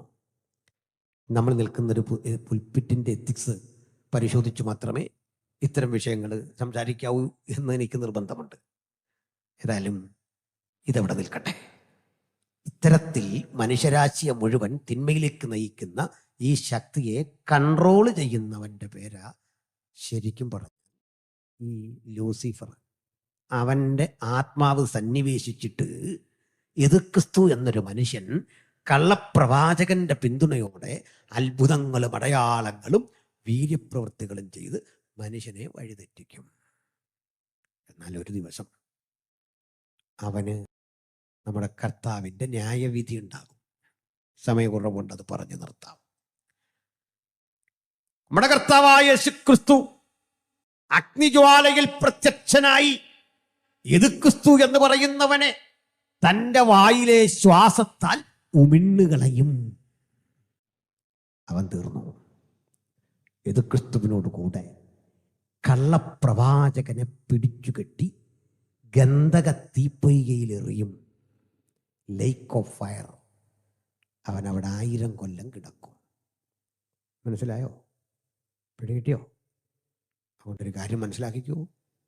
ചെറിയ ചെറിയ പൊയ്കയെല്ലാം കൂടെ ഒഴുകി തീപ്പൊയ്കെ ചേരും. പൊയ്യെ പോകാതെ സൂക്ഷിച്ചോണം. മനസ്സിലായോ? ആ, പൊയ്കയെന്ന് കേട്ടാലോർത്തോളണം, അപ്പുറത്ത് വലിയൊരു തീപ്പൊയ്ക. മനസ്സിലായോ? ആ, എന്നെ വാക്കിനാൽ കുരുക്കാനൊന്നും നിങ്ങൾക്ക് പറ്റുകയില്ല. അപ്പൊ മനസ്സിലാക്കിക്കൂ. തീപ്പൊയ്ക, രണ്ടാമത്തെ മരണം. ഇപ്പൊ ലൂസിഫറിന് എന്ത് ചെയ്യും? ചെയ്യാം. അവനെ പിടിച്ചേ അഗാധ കൂപത്തിലിട്ട് പൂട്ടി.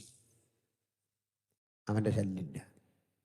എന്നിട്ട് ഭക്തന് വേണ്ടി 1000 ആണ്ട് വാഴ്ച. ഭക്തനും തൻ്റെ ദൈവത്തിനും തൻ്റെ ജനത്തിനും വേണ്ടി 1000 ആണ്ട് നീണ്ടു നിൽക്കുന്ന ഒരു കാലഘട്ടം, മില്ലേനിയം അഥവാ സഹസ്രാബ്ദം. ഏദനിൽ നഷ്ടപ്പെട്ടു പോയ മനുഷ്യജീവിതത്തിന്റെ ചൈതന്യം നമ്മിലേക്ക് തിരിച്ചു തന്ന് ആദം ഹവ്വമാർ ജീവിച്ച അനുഭവത്തെക്കാൾ തേജോമുഖമായി നമ്മുടെ കർത്താവിനോടുകൂടെ ജഗജീവിതം നയിക്കുന്ന 1000 വർഷത്തെ വാസം. പക്ഷേ 1000 വർഷത്തിന്റെ ദൈർഘ്യം നമുക്ക് തോന്നൂല. വചനം പറയാ, 7 കൊല്ലം റാഹേലിന് വേണ്ടി സേവനമനുഷ്ഠിച്ചപ്പോൾ അവളോടുള്ള സ്നേഹം നിമിത്തം അതെത്രയും അല്പകാലമായി അവന് തോന്നി. 1000 ആണ്ട് നമുക്ക് അല്പകാലമാ. സ്നേഹത്തിന്റെ ആധിക്യത്തിൽ യേശു കർത്താവ് ഭരണാധികാരിയായി ഉലകത്തെ ഭരിക്കുമ്പോൾ തൻ്റെ വിശുദ്ധ കാന്ത അവനൊപ്പം, അവനോടുകൂടെ. ഞാനിത് ആലങ്കാരികമായി പറയാറുണ്ട്. എന്തിനാണ് 1000 ആണ്ട് വാഴ്ച? പറയാം. കോടാനുകോടികളുടെ ആസ്തിയുള്ള ഒരു രാജകുമാരൻ, സുന്ദരൻ, സുമുഖൻ. ഞങ്ങള് ചെറ്റക്കുടിലിടെ നിർധനയായൊരു പെൺകുട്ടിയെ കണ്ടു, പ്രണയിച്ചു, വിവാഹം നടന്നു. അവളുടെ കുറവല്ല അറിഞ്ഞ കിട്ടിയെ.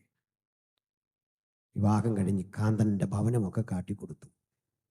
ഇതെല്ലാം നിന്റെയാന്ന് പറഞ്ഞപ്പോൾ അവൾക്ക് അത്ഭുതം തോന്നി. ഇത്രയും മനോഹാരിത, ആ സ്വർഗീയ ഭവനം കണ്ടവൾ. ഇതൊക്കെ ശരിയാണെങ്കിലും ഇവളോടുള്ള സ്നേഹം നിമിത്തം ഈ കാന്തൻ കാട്ടേണ്ട ഒരു മിനിമം മര്യാദ, അവളുടെ ചെറ്റക്കുടിലിൽ അവളോടുകൂടെ ഒരു ദിവസം വസിക്കണം. അങ്ങനെ നമ്മുടെ കൂടെ തൻ്റെ കാന്തയായ തിരുസഭയോട് കൂടെ അവളുടെ അക്ഷരാർത്ഥത്തിലെ വാസഗേഹമായ ഈ ഭൂമിയിൽ കാന്തൻ ഒരു ദിവസം വസിക്കുന്നതിൻ്റെ പേരാ 1000 ആണ്ട് വാഴ്ച സഹസ്ര. ചെന്നായും കുഞ്ഞാടും ഒരുമിച്ച് മേയും. ഒത്തിരി സംഭവങ്ങളുണ്ട്. ഇതിനിടയ്ക്ക് 1000 ആണ്ട് കഴിഞ്ഞിട്ട്, ഞാൻ സമയക്കുറവുകൊണ്ട് ഈ 1000 ആണ്ട് അങ്ങ് വിട്ടു. സാത്താന് തടവിൽ നിന്ന്, ചങ്ങലയിൽ നിന്ന് അഴിച്ചുവിടും. മറ്റേ പുള്ളിയെ, മറ്റവരെന്ത് ചെയ്യേ? 2 പേര് തീപ്പൊയ്യയില്. ഇവനെവിടെ ആയിരുന്നു? അഗാധ കൂപത്തിൽ. ഇത് തുറന്നു പുറത്തു.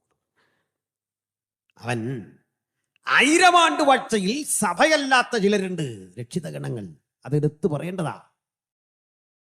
ഇവരിൽ ചിലരെ വീണ്ടും വശത്താക്കി യേശുക്രിസ്തുവിന്റെ പരമാധികാരത്തോട് കലഹിച്ചുകൊണ്ട് ഒടുക്കത്തെ യുദ്ധത്തിന് കൊപ്പുകൂട്ടാൻ അധികാരമോഹം വീണ്ടും വളർത്തി ജനങ്ങളുടെ ഇടയിലേക്ക് വരും. കർമ്മ നിരതരായിരിക്കുന്ന, സുവിശേഷ വീക്ഷണമുള്ള, ആത്മാർത്ഥതയുള്ള എത്രയെത്ര കരുത്തന്മാരെ അധികാരമോഹത്തിൽ പിശാച് തോൽപ്പിച്ചു കളഞ്ഞു. നീ അതിലും കരുത്തനാകേണ്ടതാണ്. വിളിയും തിരഞ്ഞെടുപ്പും അതിശക്തമായി അതിലും കരുത്തുറ്റ മണ്ഡലങ്ങളിൽ ദൈവത്താൽ പ്രയോജനപ്പെടേണ്ടവനാ. നശിച്ചു പോകുന്ന, റിട്ടയർ ചെയ്യേണ്ട ഒരു കസേരയ്ക്ക് വേണ്ടി അടിച്ചു തകരുന്ന എത്രയെത്ര ജന്മങ്ങൾ. പോട്ടെ. ഏതായാലും അധികാരമോഹത്തിന്റെ പെരുമ്പറ കൊട്ടിക്കൊണ്ട് ഒരു വലിയ സേനയെ യേശുവിനെതിരെ അണിനിരത്തുന്ന രംഗം ദാവീദ് ആത്മാവിൽ കണ്ടു. വർഷങ്ങൾക്കപ്പുറത്ത് പറയാ, ഭൂമിയിലെ രാജാക്കന്മാരെ ബുദ്ധി പഠിപ്പീൻ. പിതാവ് ഈ രംഗം കാണുന്നുണ്ട്. അവൻ കോപിച്ചിട്ട് നിങ്ങൾ വഴിയിൽ വെച്ചു നശിക്കാതിരിപ്പാൻ പുത്രനെ ചുംബിപ്പീൻ. യേശുവിനോടാകട്ടെ വിധേയത്വം, ക്ഷമ പറഞ്ഞുപേക്ഷിക്കാൻ അധികാരമോഹത്തിന്റെ ആസക്തിയെ മുഴുവൻ വിട്ടിട്ട് പുത്രന്റെ പാദാന്തിയെ അടുത്തു വരാൻ. ഈ ആഹ്വാനം ആർ ചെവിക്കൊണ്ടുവെന്ന് എനിക്കറിയില്ല. അതിന് പ്രേരക ശക്തിയായിരുന്ന ഈ പിശാചിനെ മിഖായേൽ വന്ന് വെട്ടി. അതാ 12-ാം അധ്യായത്തിൽ കാണുന്നത്. സാത്താനെയും അവന്റെ ദൂതന്മാരെയും സ്വർഗത്തിലൊരടയാളം കാണായി തീനിറമുള്ള മഹാസർപ്പത്തെ മിഖായേൽ എന്ന ദൂതൻ വെട്ടി. അപ്പോഴാ യെശയ്യാവ് പറഞ്ഞ വേട്ട് നടക്കുന്നത്. മനസ്സിലായോ? വെട്ടിയവനെ അഗാധ കൂപത്തിലേക്ക്, താഴെ തീപ്പൊയ്യയിലേക്ക് തട്ടുമ്പോൾ അവൻ അങ്ങോട്ട് ചെന്ന് വീഴുമ്പോൾ അഡ്വാൻസ്ഡ് ആയിട്ട് 2 പേര് അവിടെ കിടപ്പുണ്ട്. മൃഗവും കള്ളപ്രവാചകനും. ഇവന്മാര് തങ്ങളിൽ പറയുന്നതാ. മുമ്പേ നമ്മുടെ ജോൺലി സാറ് വായിച്ചത് എന്തെന്നാ? നീ ഞങ്ങൾക്ക് തുല്യനായോ? ഞങ്ങൾ ഓർത്തു നീയെങ്കിലും പിടിച്ചു നിൽക്കും. ജാതികളെ താഴ്ത്തിക്കളഞ്ഞവനെ 1000 ആണ്ടിലും ഒരു ജനതയെ കൂട്ടിക്കൊണ്ട് ഉന്മൂലനത്തിനിറങ്ങിയിട്ട് നീയെങ്കിലും വിജയിക്കുമെന്ന് ഞങ്ങൾ പ്രതീക്ഷിച്ചിരിക്കെ ഇതാ പാതാളം, പുഴുക്കൾ നിന്നെ എതിരേൽക്കാൻ കാത്തിരിക്കുന്നു. നീ ഞങ്ങൾക്ക് തുല്യനായോ? ആ യെശയ്യാവിന്റെ പ്രവചനം പൂർത്തീകരിക്കും. അത് പിശാചുമായി ബന്ധപ്പെട്ട ചിന്തയെങ്കിൽ നമ്മുടെ സന്തോഷം എന്താ? ഇതിന്റെ വിളംബരം യുഗങ്ങൾക്കപ്പുറത്ത് ക്രൂശിൽ നടന്നു. യുഗങ്ങൾക്കപ്പുറത്ത് ക്രൂശിൽ നടന്ന വിളംബരം എന്താ? അവൻ വാഴ്ചകളെയും അധികാരങ്ങളെയും ആയുധവർഗം വെപ്പിച്ച് തോൽപ്പിച്ചു. ശത്രുപാളകത്തെ മുഴുവൻ ഉന്മൂലനം ചെയ്ത അത്ഭുത സംഭവമാണ് ആ ക്രൂശെങ്കിൽ. ഈ രാത്രി ആ ക്രൂശിലാണ് നമ്മുടെ പ്രശംസ. ആ ക്രൂശാണ് ഉയർത്തപ്പെടേണ്ടത്. സകല ഇരുട്ടിന്റെ ശക്തികളും ആയുധം വെച്ച് കീഴടങ്ങുന്ന നസറേയനായ യേശുവിന്റെ ആ പുണ്യാക രക്തത്തിൽ ഒഴുകി വരുന്ന അതിശക്തമായ പ്രതിരോധം നമ്മുടെ ശരീരത്തിൽ ആവശിക്കട്ടെ. അത് രോഗശാന്തിയായി, ദൈവിക വിടുതലായി, പ്രശ്ന പ്രതിസന്ധികളെ അതിജീവിക്കാൻ ഒരു പുത്തൻ കരുത്തായി, പുത്തൻ നിയോഗമായി, പുത്തൻ അഭിഷേകമായി കാത്തിരിക്കുന്ന, ജാഗരിക്കുന്ന ദൈവമക്കളിൽ വ്യാപരിക്കട്ടെ.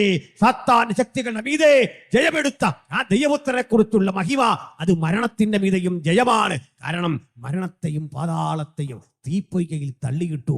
ഇനി മരണത്തിന് പ്രസക്തിയില്ല.